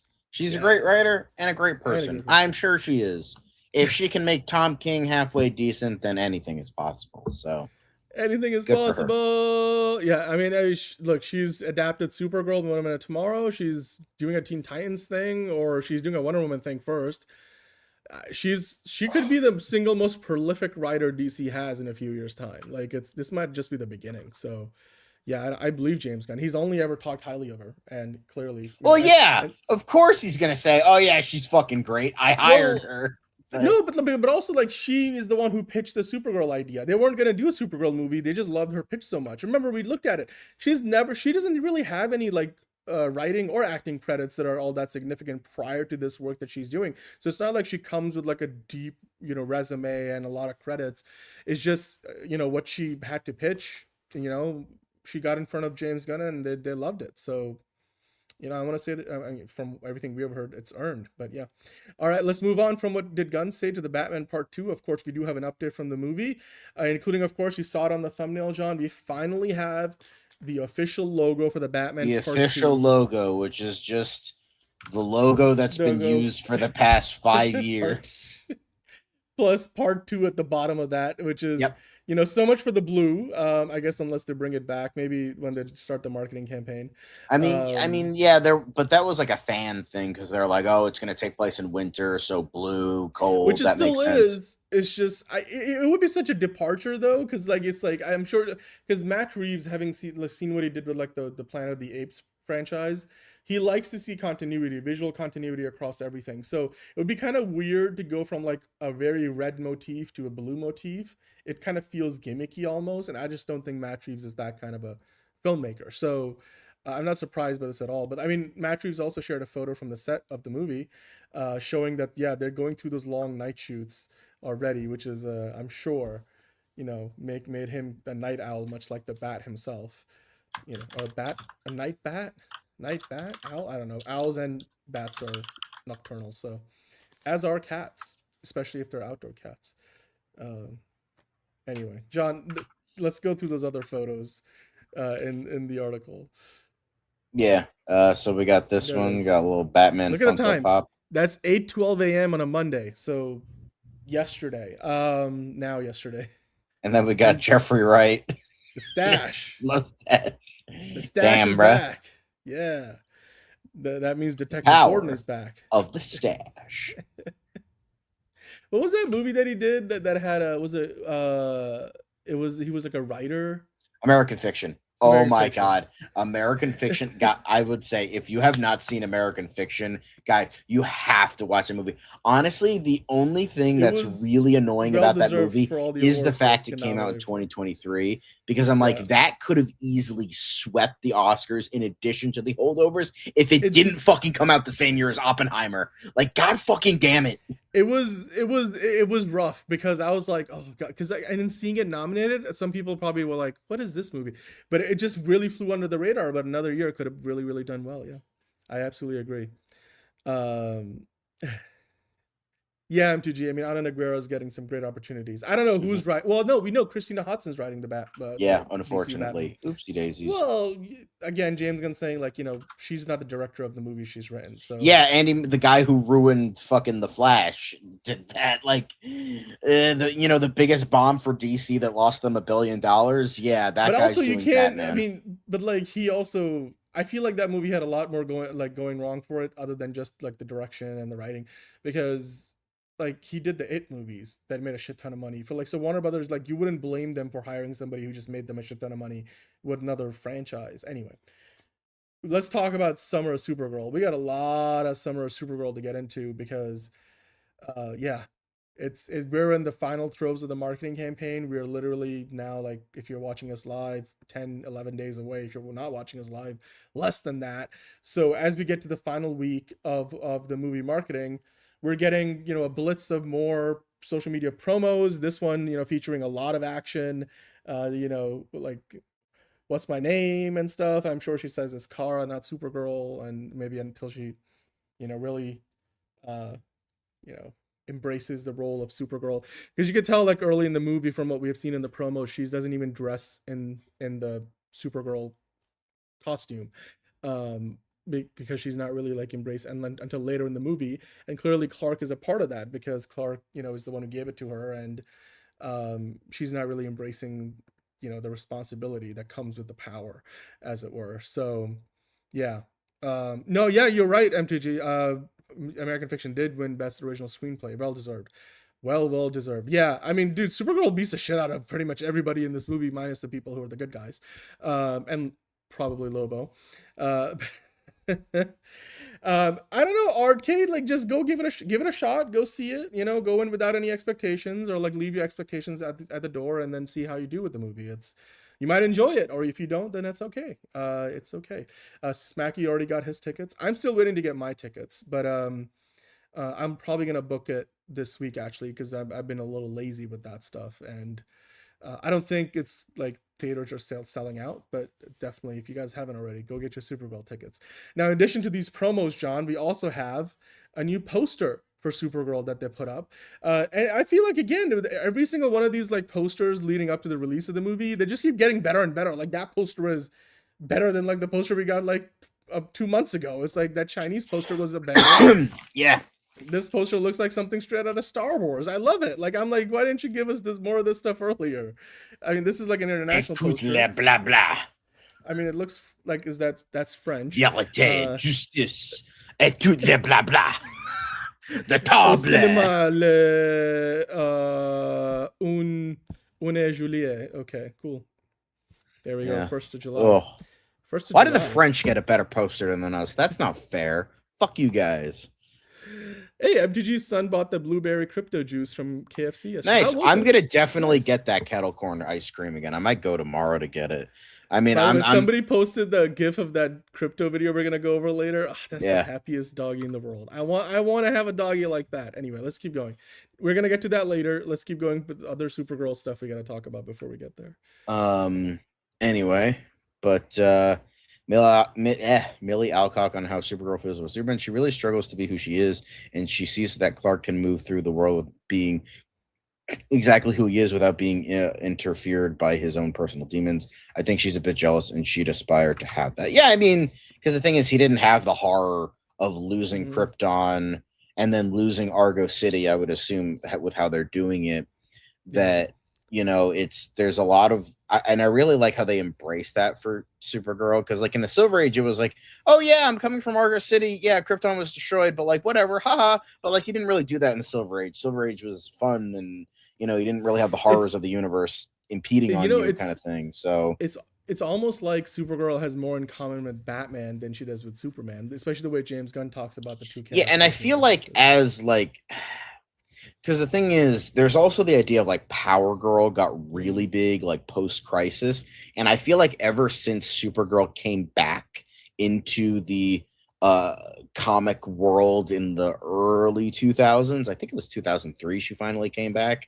I mean, there was also Matrix in the 90s, but she doesn't count.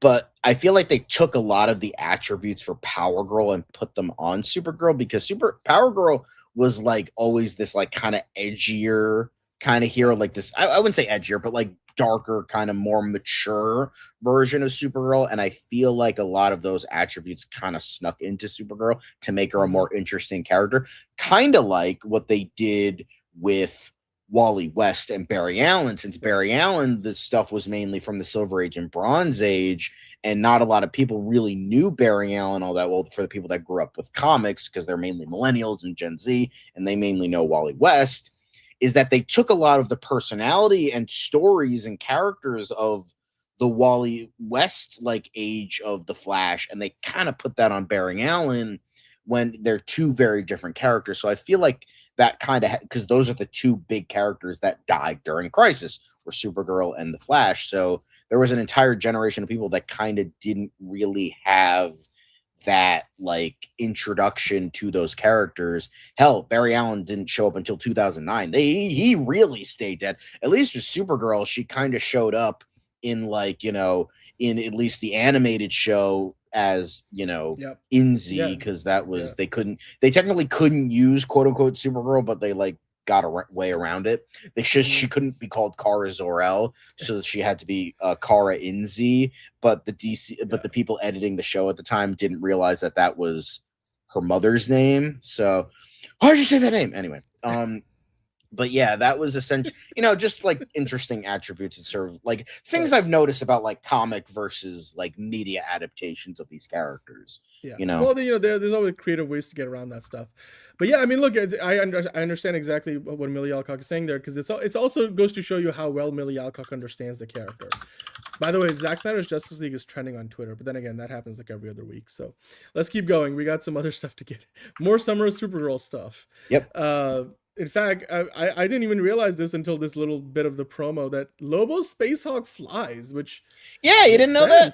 I mean, it makes sense. It flies now. It flies now. It flies now. Yeah, ride it over yet, my man. The Space Hawk says, "My man," or no, the Space Hawk says, "Ride ain't over yet," and then Lobo says, "My man," and then they go flying. My bike. Space. Anyway, that works too. So yeah. All right, now let's go through the car wash of promotional crossover. We have Lola Bunny. This isn't gonna fucking end well for the creeps of the internet, but sure.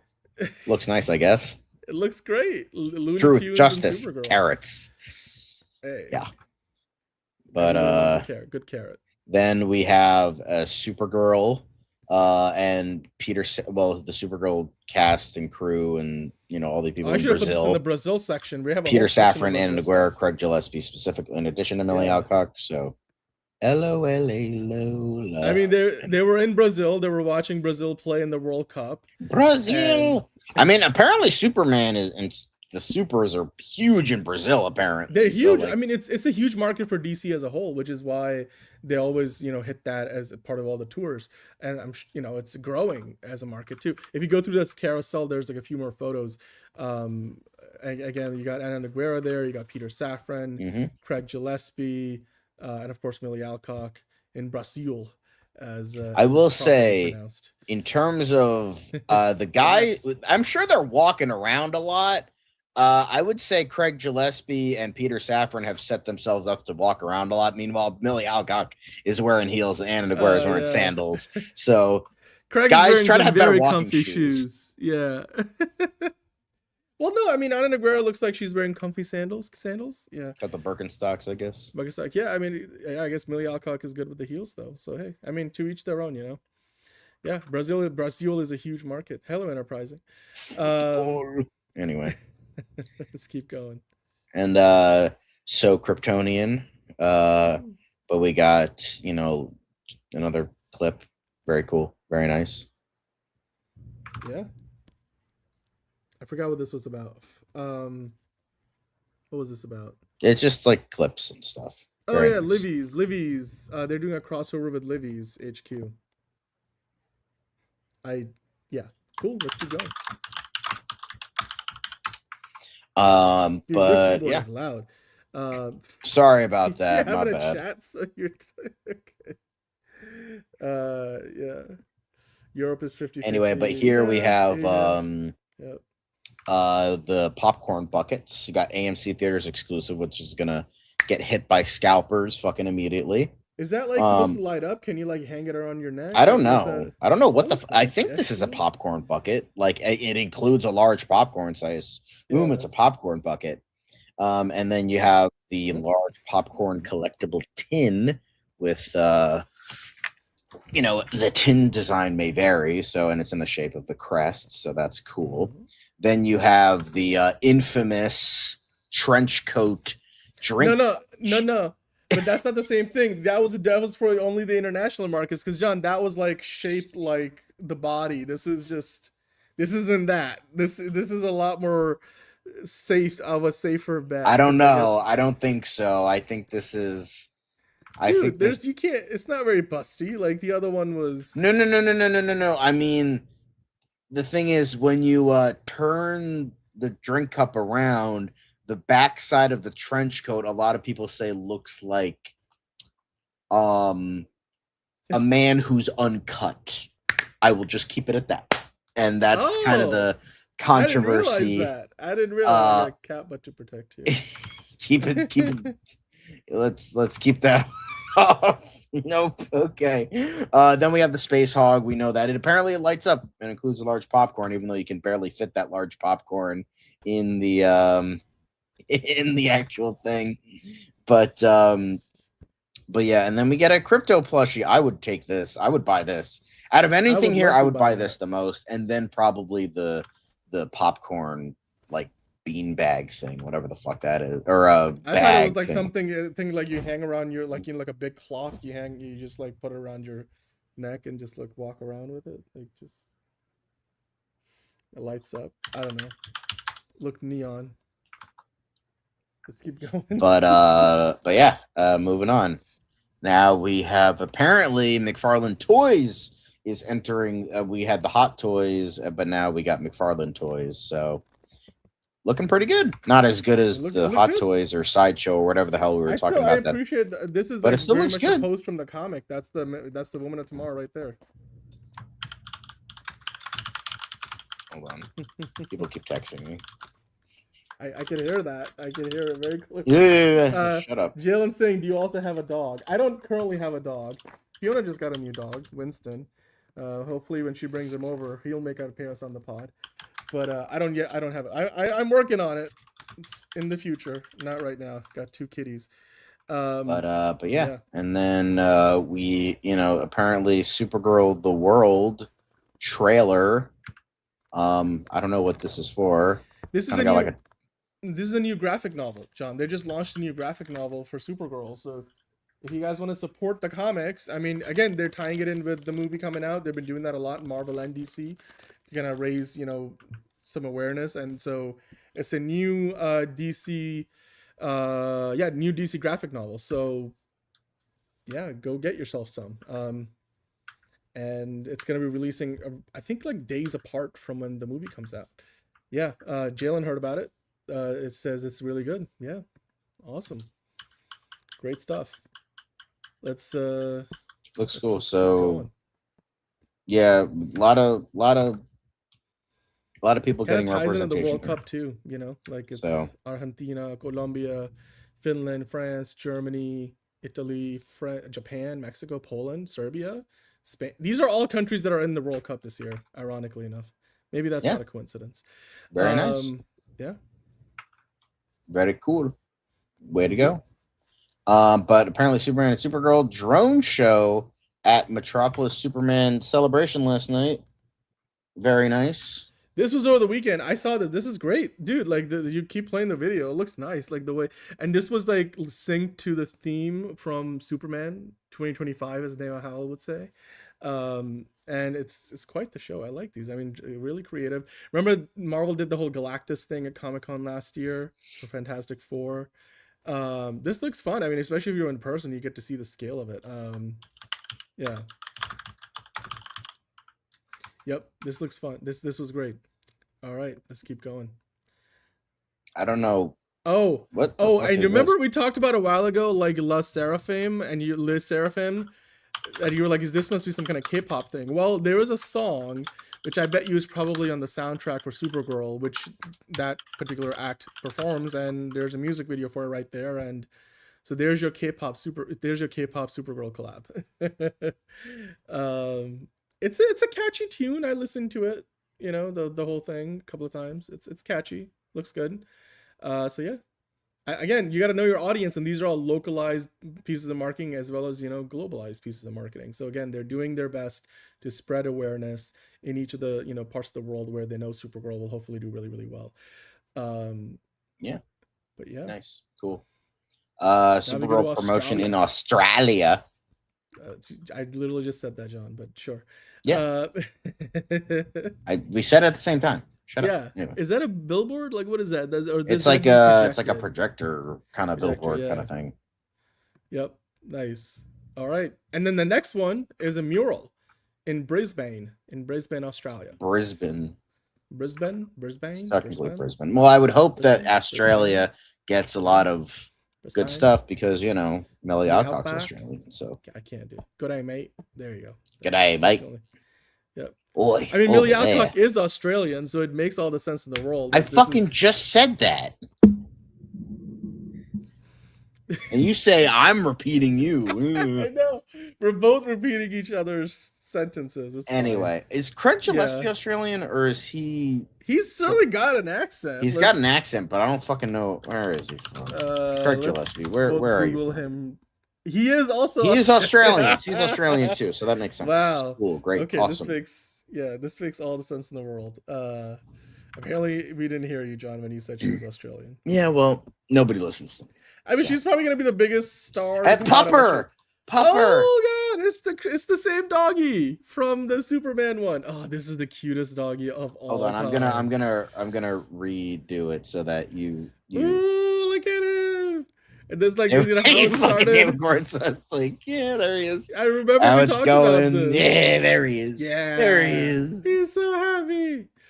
Oh my god! And you can just look at like how surprised and happy Billy Alcock is to see him. And he's it's like, oh my god, a fucking actual doggy. dog! Did you bring a dog? Yeah. I love how David Cornswell didn't fucking care. He's like, I'm taking this dog. I'm gonna pet him. I don't give a shit. And Melcock's like, I'll pet him. Yeah. Well, because you could tell, like, you know, like Millie is a lot more like that. She's got that Gen Z, like, low key vibes where, you know, David Cornswell is literally Clark Kent in real life. Like, we've talked about this. Like, if he's just. Yeah. I mean, he's 30. He's still, I mean, he's kind of on the cusp of Gen Z anyway. So. Yeah. I mean, he's like, him and I are on the same age, honestly. Yeah. I mean, when it comes to late 90s, it's kind of on the cusp. It's murky. It's murky there. Yeah. So it's kind of just depends on the day. Sometimes I act more millennial. Sometimes I act more Gen Z. Yeah. Just depends on the day. But that doggy is not shy at all. Love. He's like, I've watched that hey, like what's 5 up? times already. But yeah. There you go. There they are in Brazil. This is Brazil, as Dom once said.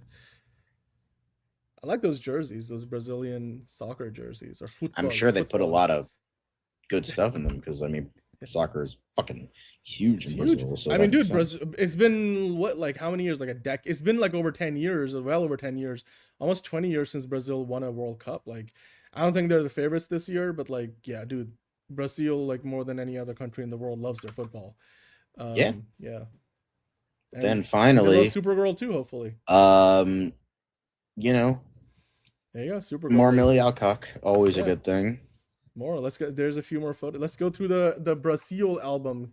See where we go next from here. I don't got Brazil. I got family. Yeah. Yeah, family. Remember, don't turn your back on family. You don't turn your back on family.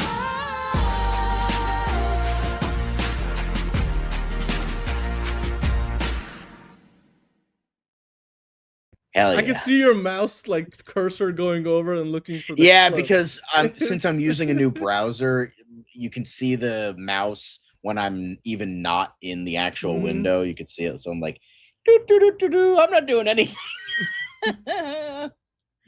I gotta remember to like go down and then like so you don't see my mouse. It's all good. I was like, oh, it's Anyway. coming. But yeah, we got Nogueira, Dude, I love that Gillespie, Ana Nogueira is on Alcock. this tour, especially for Brazil. Like, I think I think she's Portuguese, or am I wrong about that? Let's see, Ana.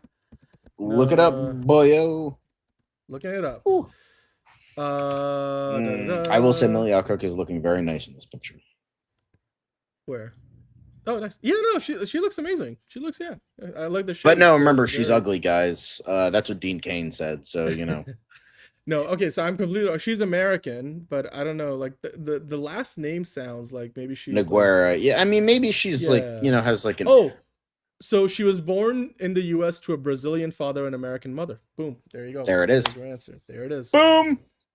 It's like I have the most Italian name ever, but I wasn't, you know, born. Well, in you know, Italy. like, but like you trace yourself on Ancestry.com long enough, you'll figure it out. I have like pretty much my mother's maiden name, Irish, my dad's name, which is my current last name, the most Irish thing ever and the most Italian thing ever. So like, you know. That is quite the fiery combination, which explains a lot. Well, yeah. Irish or ginger. Yep. Fiery. And you know what? Supergirl is also fiery because Yeah, I mean, if she's- this is a sign of things to come, then yeah. It must be fiery because she's so hot. Hey! There we go. Burn. Fire and ice. All right, cool. Oh no, we don't talk about that guy. Enterprising. I'm sorry, but No, like, sorry, that was me. I brought him up. That was my bad. okay. Anyway. Yeah. I mean, look, you know what? No, we're not gonna go there. Supergirl comes out in less than 2 weeks' time, and they just hit Brazil. I'm sure they're gonna end up in London, Paris, New York, LA. You know, all the big All cities. the usual suspects. I bet you like this. I mean, if and it right now is as good a time as any to like get on the New York Knicks bandwagon and just show up in New York and like just you know all. Well, through, you're gonna need a lot of yeah. bodyguards because people are going cray. That is true. I've seen some stories. All right. Well, look up, look out. Supergirl's coming out soon, and we'll be talking about it all week. We'll be back tomorrow with DCU Daily. We got Tier List Tuesday. The last I checked, YouTuber made horror movies was the winning topic for Tier List Tuesday. So, another one that John can talk very, very deeply into. Hell yeah. I also put up a quiz question over the weekend about what is John's favorite comic book writer. Yeah. And it was Jeff Snyder, Tom King, Grant Morrison, Rob Liefeld. Jeff So Snyder isn't even a comic book writer. the point was that it was, you know, like sarcastically the right answer was Tom King, and it turns out 45% of you voted for Tom King, so you got that question right. It just goes to show people know you, John. I wouldn't People know piss you. on Tom King's gums if his mouth was on fire. And that will be on the best of the week on Friday. So yeah. Anyway, There will be a super cut eventually because I feel like we have enough to like probably fill. you got to go back like an though. You got to go hour real way back. It's I don't know if there's a keyword way for me, like, so I need to like find transcripts of all the shows and just keyword search Tom King or fuck Tom. Well, fuck Tom King is just gonna be like at the end of every show. But anyway, all right. Well, on that note, I think we're gonna call it a night. We'll see you guys tomorrow. We got a back-to-back night, so yeah, DC Daily Tier List Tuesday. See you guys then. Stay blessed. It's another project that's been blessed from the beginning. There's the shot right there. That. Okay, we don't need to see. Right there. Hey, buddy. Eyes up here. Now you want to get nuts? Let's get nuts. Here we go. Victory mine. Ask me how am I doing? I'm telling you, really, I'm doing sublime. I never wait in a stewardess line. I just go do it. I'm moving my time. Really had nothing to do with it. How am I moving? I'm moving like you wanna shine. Follow my lead. Don't listen to lies. I had to put me all in the line. That's why I know that victory's mine. I prefer Jared Leto. Hunka hunka.